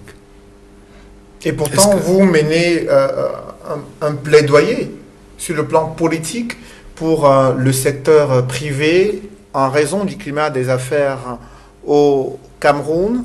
Il y a eu un Cameroun Business Forum qui a été mis en place pour une plateforme de discussion entre le gouvernement et le secteur privé sur des problèmes que rencontre le secteur privé pour améliorer le climat des affaires, rendre l'économie plus attractive et, bien sûr, permettre une création des richesses. Cela fait près de 10 ans que cette plateforme existe. Quel est le bilan que vous faites, Protais Yangma? Un bilan négatif. Parce que 10 ans après, au mois de mars 2019, nous étions à la 10e édition du CBF. Vous constaterez, moi j'ai eu la chance, n'est-ce pas, de participer à la toute première édition. J'ai été de toutes les éditions, donc je peux vous dire que d'une édition à l'autre, il n'y a pas eu beaucoup de changements. Il y a eu des petites choses qui ont été faites à gauche, à droite, mais il n'y a pas eu beaucoup de changements. Pourquoi ? C'est l'inertie que nous décrions tous, c'est l'immobilisme, c'est la puissance des fonctionnaires. Parce que on critique parfois nos hommes politiques, nos gouvernants, mais il y a une réalité qui est incroyablement dure, c'est les fonctionnaires. Quand les fonctionnaires décident de ne pas faire quelque chose. Vous savez, on a dans le gouvernement des ministres qui sont acquis au secteur privé, qui viennent nous rendre visite ici, qui prennent qui font des déclarations, qui prennent des positions, mais n'arrivent pas à faire appliquer, n'est-ce pas, les décisions qu'ils ont prises. Pourtant, ils sont les patrons des départements ministériels dans lesquels ils ont reçu l'onction du président de la République pour implémenter un certain nombre de réformes et mettre sur pied, réaliser des missions régaliennes de l'État. Pourquoi ça ne marche pas? Je crois que vous avez annoncé là que j'étais président du secrétariat technique du comité de compétitivité, qui est un organe paritaire entre le secteur privé et le secteur public. J'en suis le président, mais je suis incapable de faire fonctionner. Parce que pour convoquer une réunion, il faut qu'il y ait l'autorisation du ministre, il faut qu'on écrive au directeur du budget qui va débloquer Je vous dis, quand ils disent que vous ne fonctionnez pas, vous ne fonctionnez pas. Donc, il y a une inertie, il y a un immobilisme ajouté à la résistance au changement. Vous croyez que les problèmes de décentralisation traînent pourquoi? C'est parce qu'il y a des gens à Yaoundé qui ne veulent pas que on leur enlève leur pouvoir, et surtout ce qui va avec, c'est-à-dire la possibilité de pouvoir passer des marchés. Et c'est ça le véritable problème, un des véritables problèmes de ce pays-là. Il faut le dire. Donc, pourquoi ça n'avance pas? Tout simplement parce que les gens ne veulent pas que ça n'avance pas. Ça ne les arrange pas. On aura beau crier amélioration du climat des affaires, l'environnement des affaires. Si les gens ne trouvent pas leur compte, ça ne va pas s'améliorer. Vous parlez de tracasseries administratives. Il n'y a pas que les tracasseries. Quels sont les autres Il y a facteurs? il y a quand même des problèmes très importants, comme la sécurité ou l'insécurité juridique et judiciaire. C'est quand même un problème. Hein. En ce qui concerne les affaires, c'est important que la justice soit rendue et soit bien rendue. Il y a le problème des infrastructures de toutes sortes. On ne peut pas faire des affaires si les facteurs de production sont si chers et puis si dégradés. C'est pas possible. Donc il y a un ensemble de choses qui font que tout est plombé. Je vais vous donner le Togo. Un petit pays, je le dis sans aucune péjoration. Quand je dis petit, c'est en termes de surface, en termes de population et tout. Ils ont gagné 40 points dans le dernier Doing Business. En un an, 40 points, 40 places. Là où nous en avons perdu, lorsque nous avons gagné le maximum de points, c'était 6 places. Ils en ont gagné 40 sur une seule année. Cela signifie que lorsqu'on veut, et nous sommes dans un monde de compétition au jour d'aujourd'hui, quand on parle d'attractivité, l'argent va là où il est le mieux accueilli. Et si nous on s'amuse ici, si nous ne sommes pas capables de faire attirer les investisseurs, ils vont aller ailleurs. Le Cameroun a créé des agences d'investissement pour faciliter, avec une charte des investissements pour attirer les investisseurs. Il y a eu une vision pour l'émergence en 2035, un document de stratégie pour la croissance et l'emploi, un plan d'urgence triennal qui a été mis en place par le chef des États, des agences de promotion des PME et d'autres pour améliorer les capacités de compétitivité des petites et moyennes entreprises. Pourquoi toute cette architecture qui a été institutionnelle, qui a été mise en place, ne réussit pas à rendre le Cameroun plus attractif sur le plan économique? Mais voilà, il faut questionner l'architecture qui a été mise en place. Ça suffit tout simplement que on s'est contenté de créer des organes, de signer des textes. C'est pas ça qui fait venir. C'est la réalité quotidienne. Lorsque l'investisseur arrive et qu'il est buté à des tracasseries de toutes sortes, lorsqu'il lui faut des années pour avoir un permis de construire, alors qu'il a besoin de ça pour construire son usine, lorsqu'il faut des mois et des mois pour avoir une autorisation à Yaoundé, alors qu'ailleurs, en 24 heures, il a la même autorisation. On a beau aimer le pays, au bout d'un certain temps, on s'en va. C'est aussi simple que cela. On vous a dit que les États, les investisseurs aussi, n'ont pas d'amis, n'ont que des intérêts. Si à un moment donné, ils se rendent compte que leurs intérêts ne sont pas protégés, ou alors qu'ils peuvent obtenir mieux ailleurs, ils y vont. Et nous, il ne nous reste que nos yeux pour pleurer. Heureusement que nous avons une élite entreprenante, parce que les Camerounais quand même investissent beaucoup dans leur pays, parce que s'il fallait compter sur des investissements étrangers, il y a longtemps qu'on aurait fermé boutique. Alors, mais ça veut dire qu'il faut faire quoi du Cameroun Business Forum aujourd'hui pour terme? Il faut en faire un véritable outil.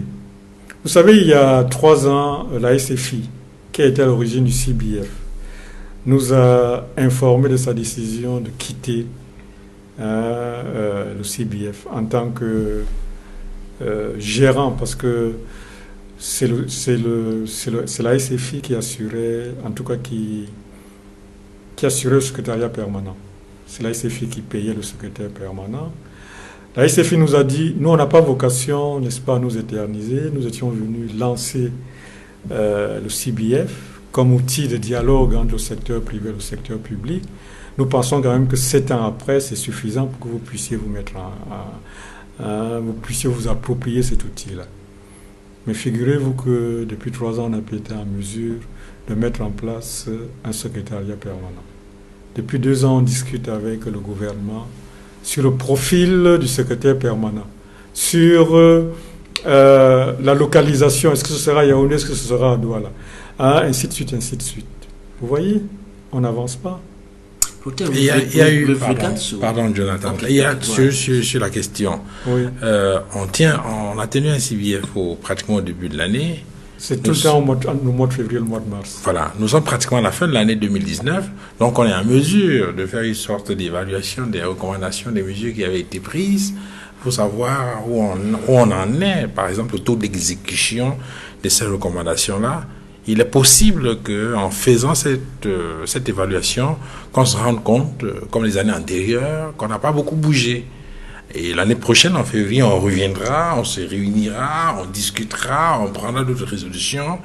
Et puis, ce sera pratiquement la rengaine, au finish. Est-ce qu'on ne perd pas du temps? Est-ce qu'il ne faut pas passer à autre chose? Est-ce qu'il ne faut pas penser autrement? Je suis d'accord avec vous, on perd du temps. Si on devait s'en tenir au bilan actuel du CBF, c'est un outil inutile qu'on pourrait carrément rayer, n'est-ce pas? Justement, il était prévu que on mettrait en place un comité, n'est-ce pas, pour monitorer un peu le CBF. On s'est réunis une seule fois.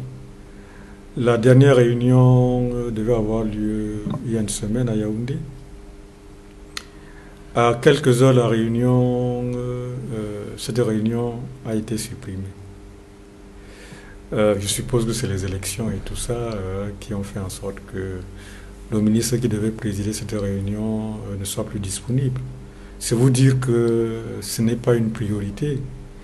Et on va à une réunion comme ça, qu'on supprime à quelques heures, alors que certains d'entre nous, responsables d'organisations professionnelles, étions déjà à Yaoundé.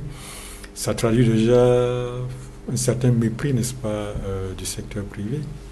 Ainsi va la République. Putte, I was going to ask you the question. When we look at all of these, the question a Cameroonian who is listening to you now will ask is, a good chunk of the taxpayers' money is pumped into the organization of these events. The Cameroon Business Forum, year after year, is pumped into activities of institutions that have been created to improve on the doing business climate in Cameroon. But the results, which you qualify as catastrophic, does not reflect the investment, the money that is put in. And nobody is saying anything. Nobody saying anything. Where is the money going to? Je ne sais pas où va l'argent. Je ne sais pas. Bon, mais ceci dit, le CBF ne coûte pas très cher. Mais ça coûte cher en temps, en louvoiement. Mais c'est vrai, la question que vous posez est une question fondamentale, qui doit d'ailleurs être généralisée. Que fait-on de nos impôts d'une manière générale? On voit notre système éducatif qui est en difficulté, notre système sanitaire qui est en difficulté, nos infrastructures qui sont dans l'état que vous connaissez. Effectivement, on peut s'interroger sur la finalité de nos impôts, parce que nous payons nos impôts justement pour avoir accès à un minimum de services. Mais il ne m'appartient pas de répondre à cette question-là. C'est d'abord aux citoyens. Lorsqu'ils vont voter, en réalité, ils répondent à cette question-là. S'ils sanctionnent, c'est qu'ils ne sont pas contents de la façon dont leurs impôts sont utilisés. Bon, mais maintenant, apparemment, on peut conclure qu'ils semblent satisfaits, puisque d'une mandature à l'autre, ils continuent à exprimer leur satisfaction en donnant une majorité à un parti. D'ailleurs, pour revenir au parti, moi je m'insurge toujours contre la dictature des partis. Vous ne vous êtes pas rendu compte que tous les partis sont au moins d'accord sur une chose, qu'il n'y ait pas de candidature indépendante au Cameroun, à quelque niveau que ce soit? Est-ce que quelqu'un peut me dire quel est le nombre de militants des partis dans ce pays ici? Même le RDPC, moi je ne connais pas combien ils sont. Ça signifie que vous avez une minorité de gens, n'est-ce pas, qui confisquent tout. Je suis sûr que si on autorisait des candidatures indépendantes, notamment dans des villes comme Douala et tout ça, Vous verrez des entrepreneurs, n'est-ce pas, pouvoir prendre la tête des villes comme celle-là et puis les développer. Est-ce que vous serez Ah oui, candidat s'il y a une ouverture? À ce moment-là, ça pourrait m'intéresser. Pour ne pas être obligé, n'est-ce pas, d'aller se prostituer avec... Mais la loi donne la possibilité. Non, la loi ne donne pas la possibilité, c'est une fausse possibilité. Il faut combien de signatures pour cela? 300. Bon, voilà. Vous estimez que y compris des signatures de l'extrême nord. Pour être maire à Douala, est-ce qu'on a besoin d'avoir une trentaine de signatures de l'extrême nord? Mais les formations politiques ont appelé des acteurs qui ne sont pas forcément militants à adhérer à leur projet de candidature pour les élections législatives et municipales. Vous n'avez pas été intéressé par ces... Sous quelles conditions? Qu'ils financent? Mais il faut déjà se rapprocher de ces formations politiques et voir comment ce mécanisme... Non. Vous avez vu en Côte d'Ivoire, lorsqu'on a ouvert la possibilité de candidatures indépendantes, mais les partis ont été mis en difficulté parce que personne ne croit plus à la politique. Peut-être que justement ça peut amener ces partis à se remettre en question, absolument, à s'auto-évaluer et puis à rebondir. Moi je propose, n'est-ce pas, qu'on puisse laisser la possibilité à la société civile de pouvoir éventuellement, si elle le souhaite, se porter candidat. Est-ce que cette société civile est organisée pour pouvoir conquérir ces sièges de députés ou avoir la tête des municipalités au regard de son organisation actuelle? Non, la société civile n'a pas besoin d'être organisée. Il s'agit d'individus qui vont s'organiser. Comme un entrepreneur économique qui crée sa boîte, qui gère un projet. Il peut décider que mon projet, c'est de prendre la municipalité de Douala 4e, ainsi de suite. Qu'on ait des véritables entrepreneurs économiques à la tête de certaines de nos localités. Parlons par exemple de cette capitale économique, Douala. Vous avez observé, il y a un deuxième pont sur le Vouri qui a été construit. Il y a l'aménagement de la pénétrante Est et l'aménagement de la pénétrante Ouest. Entre ces différentes infrastructures, est-ce que la mobilité urbaine s'est améliorée, selon vous, pour faciliter le transport des marchandises, pour permettre aux opérateurs économiques et aux agents économiques de se mouvoir dans une capitale économique, plaque tournante de l'Afrique centrale? Bon, je serais de mauvaise foi si je disais que ça ne s'est pas amélioré. Il y a eu des améliorations, mais on se rend compte que c'est déjà dépassé. Le pont était à peine ouvert qu'on s'est rendu compte que c'était dépassé déjà. La pénétrante, vous connaissez les problèmes qu'il y a au niveau de cette pénétrante. Moi, j'ai été à... Après, il y a ça. Moi, j'avais été invité par l'Université catholique d'Afrique centrale qui organisait un colloque là-bas. J'ai mis 2 heures de temps pour y arriver. Donc, le problème de circulation reste entier. Ou ça avait été mal conçu, ou alors on n'avait pas anticipé. Le problème, c'est que nos réalisations sont tellement tardives que lorsqu'elles finissent par se faire, on est déjà en retard, n'est-ce pas, d'une autre décennie. C'est ça le problème. Donc, il y a eu des améliorations, mais le problème va se reposer dans quelques années. Et puis, on se rend compte que tout ça n'est pas toujours harmonisé. On a fait le pont, mais les accès au pont restent encore inachevés. Vous voyez le problème au niveau du rond-point, c'est tout un problème. Donc, c'est ces réalisations fragmentées et puis partielles qui posent également problème. On a l'impression qu'on ne va pas toujours jusqu'au bout, ce qui fait qu'une réalisation qui aurait pu être vraiment efficiente se contente tout simplement d'améliorer un tout petit peu le quotidien des gens. On a vu le secteur privé être très attentif à la bataille pour le contrôle de la gestion du terminal à conteneurs du port autonome de Douala. Il y a une structure, une entreprise suisse, un groupe suisse-italien qui avait été retenu au départ. Ensuite, le chef de l'État a demandé de surseoir à ce contrat et d'attendre une décision de justice concernant le bras de fer entre un groupe français et le port autonome de Douala. Dans les milieux des affaires, quelles ont été les réactions au regard des péripéties de cet événement? Il n'y a pas eu de réaction officielle ni organisée. Chacun y allait de son commentaire. Moi, personnellement, j'ai pas de sympathie particulière pour le groupe Bolloré, donc mon jugement pourrait en être affecté. Mais je remarque tout simplement quand même que l'affaire est en les mains de la justice. Il faut laisser la justice rendre sa décision en espérant qu'elle sera à la hauteur, n'est-ce pas, de ce qu'on attend d'elle et puis des enjeux. Mais au-delà de cela, il y a des problèmes de fond. En passant, moi je suis en train de me demander ce qui va se passer le 31 décembre, parce que vous savez que la concession prend fin le 31 décembre. Qu'est-ce qui va se passer?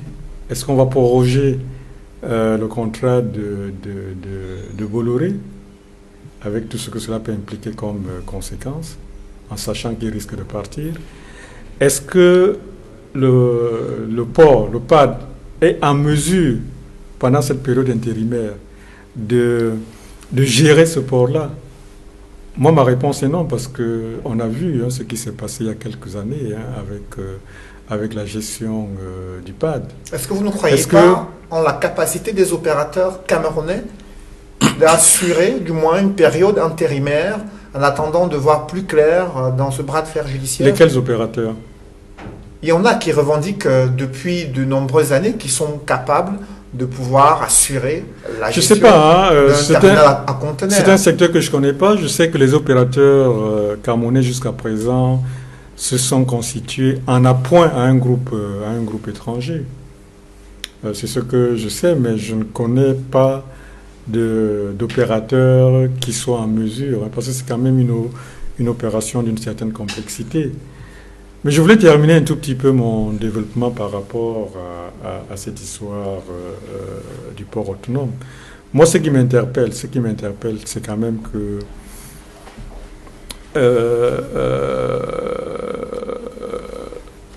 alors même que notre chef d'État parle de libéralisme communautaire, on est laissé se développer un capitalisme aussi sauvage, qui fait que des monopoles dans des domaines aussi stratégiques que le transport, que le rail, n'est-ce pas, soient confiés à des monopoles privés, sans aucun contrôle.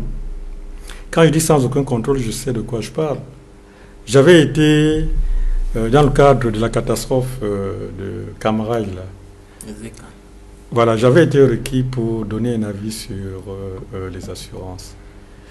Je ne sais pas si je le dois d'en parler, mais je vais en parler quand même, parce que c'est quand même des choses qui sont très importantes pour le pays, et qui ont quand même causé énormément de dommages. J'ai constaté que, alors qu'il y a une disposition de la convention de concession qui disait que Camarail devait prendre des assurances et devait présenter chaque année les contrats à l'État, qui devait vérifier que les assurances idoines avaient bien été. J'ai constaté qu'il n'y avait pratiquement pas d'assurance. Il y avait des assurances, mais qui étaient vidées de leur contenu. Et lorsque on critique l'État d'avoir payé les victimes en monnaie de singe, mais c'est pas l'État qu'on doit critiquer, c'est Camarail qui devait indemniser, qui doit indemniser. Mais l'entreprise dit avoir mené ce processus qui serait à son terme selon les communiqués qu'elle a plusieurs fois diffusés. Écoutez, moi je ne demande qu'à voir. Je demande qu'à voir. Si l'entreprise avait indemnisé, il n'y aurait pas de problème. Je me demande même d'ailleurs pourquoi est-ce que les victimes ont choisi cette voie-là plutôt que la voie judiciaire, qui pour moi leur était beaucoup plus favorable. Tout ça pour dire que nous ne pouvons pas, sans contrôle, confier nos bijoux de famille, n'est-ce pas, à des groupes étrangers, sans aucun contrôle. Et cette catastrophe a également démontré que c'est en plus les Camerounais qui étaient censés de contrôler les différentes, le respect des différentes clauses du cahier des charges qui étaient imposées. Mais à chaque fois, bon, je suppose que parce qu'ils étaient corrompus, à chaque fois, ils disaient que tout allait bien et tout, et tout, et tout, et tout. Ils devaient même contrôler la qualité des voitures et des locomotives. Ils devaient aller vérifier. Donc tout ça n'a pas été fait. Tout ça n'a pas été fait. Et l'État se retrouve encore à indemniser les gens avec notre argent, nos impôts, qui auraient pu servir à autre chose.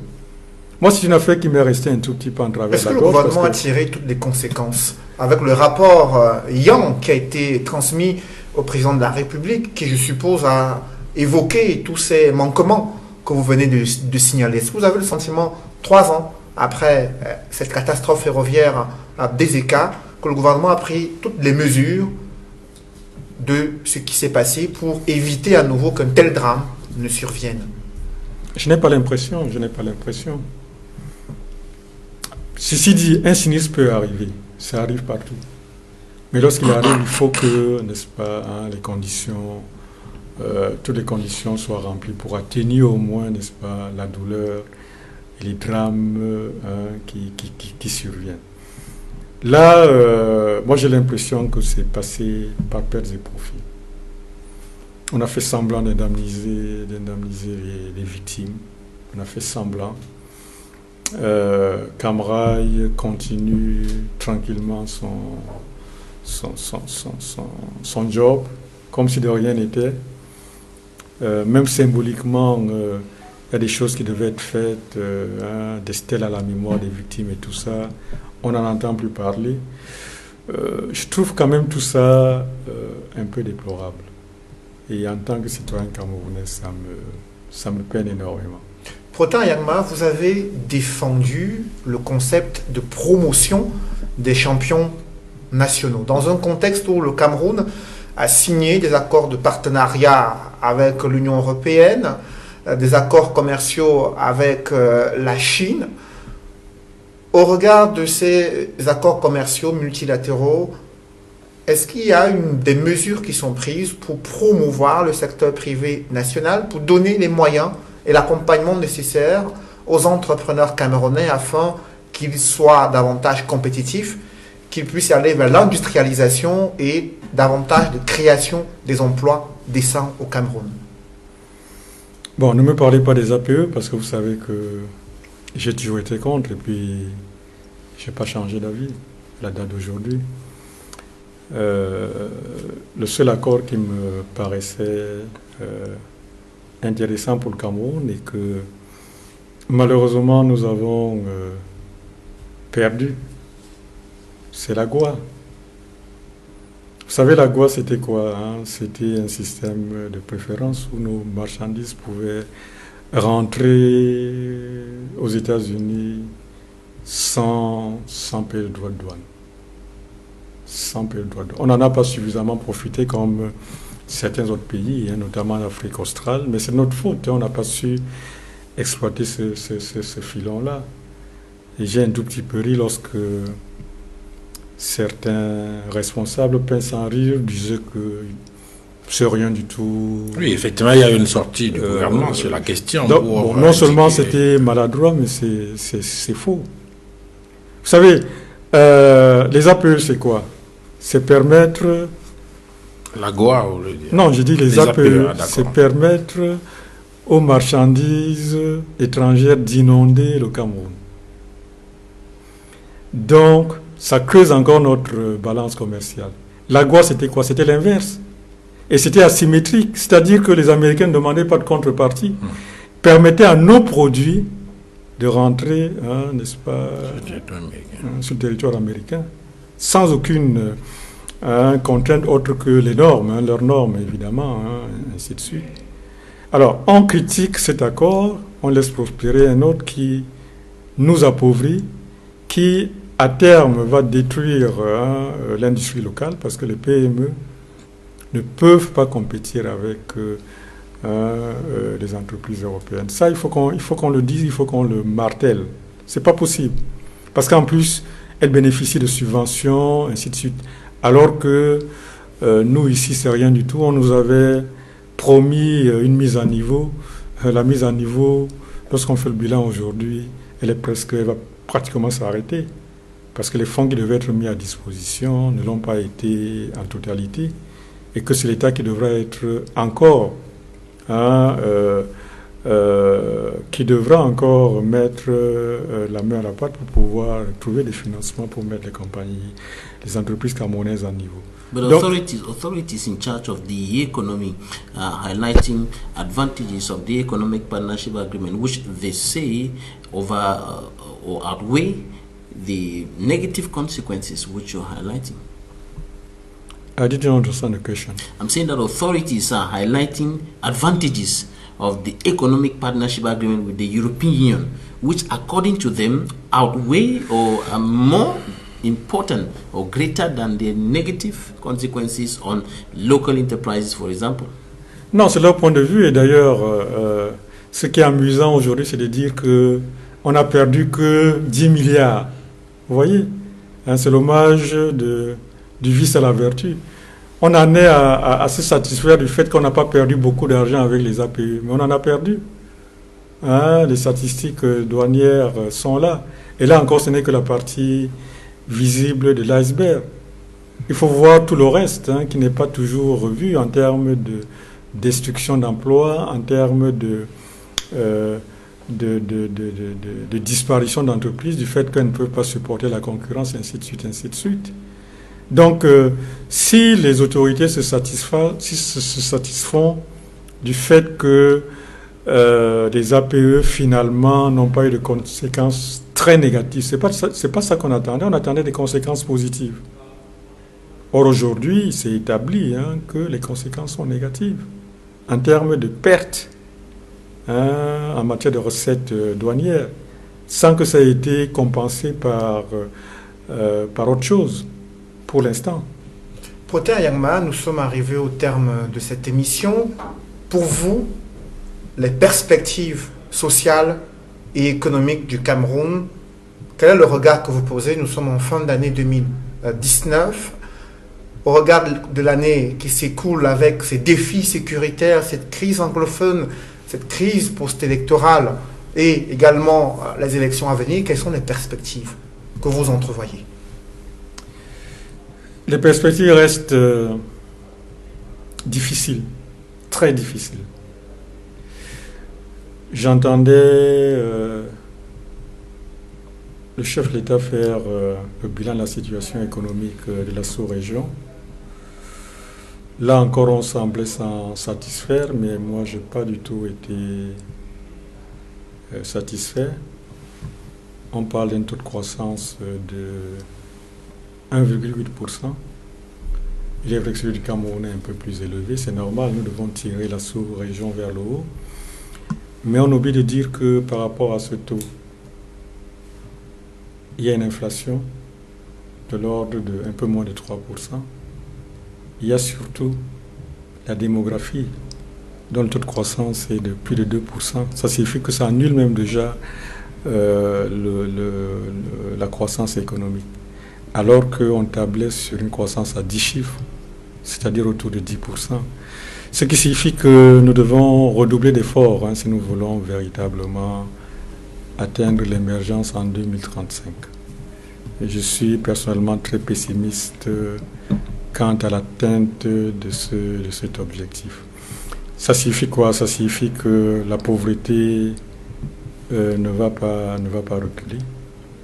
Ça signifie que les services sociaux vont continuer à rester les parents pauvres, puisque la croissance économique reste très, très, très, très molle. Et tout cela est plombé, n'est-ce pas, par la facture sécuritaire, qui malheureusement va continuer à contraindre notre budget, qui déjà lui-même connaît d'énormes difficultés depuis la crise de 2016, avec la chute des prix de matières premières, notamment de pétrole. Donc, on est assez mal engagé. C'est pour ça que nous devons encore plus améliorer notre gouvernance pour essayer, n'est-ce pas, de gérer au mieux les quelques recettes que nous allons réussir encore à rassembler. Merci, Proter Ayerma, d'avoir accepté notre invitation. Je rappelle que vous êtes le président de l'organisation patronale ECAM Entreprises du Cameroun. Merci. Merci également à vous, messieurs Duval Fongois et Jonathan Babila, d'avoir participé à cette émission. Mesdames, messieurs, c'est la fin de l'émission La Vérité en face. Merci de l'avoir suivi et merci de rester sur Equinox Télévision.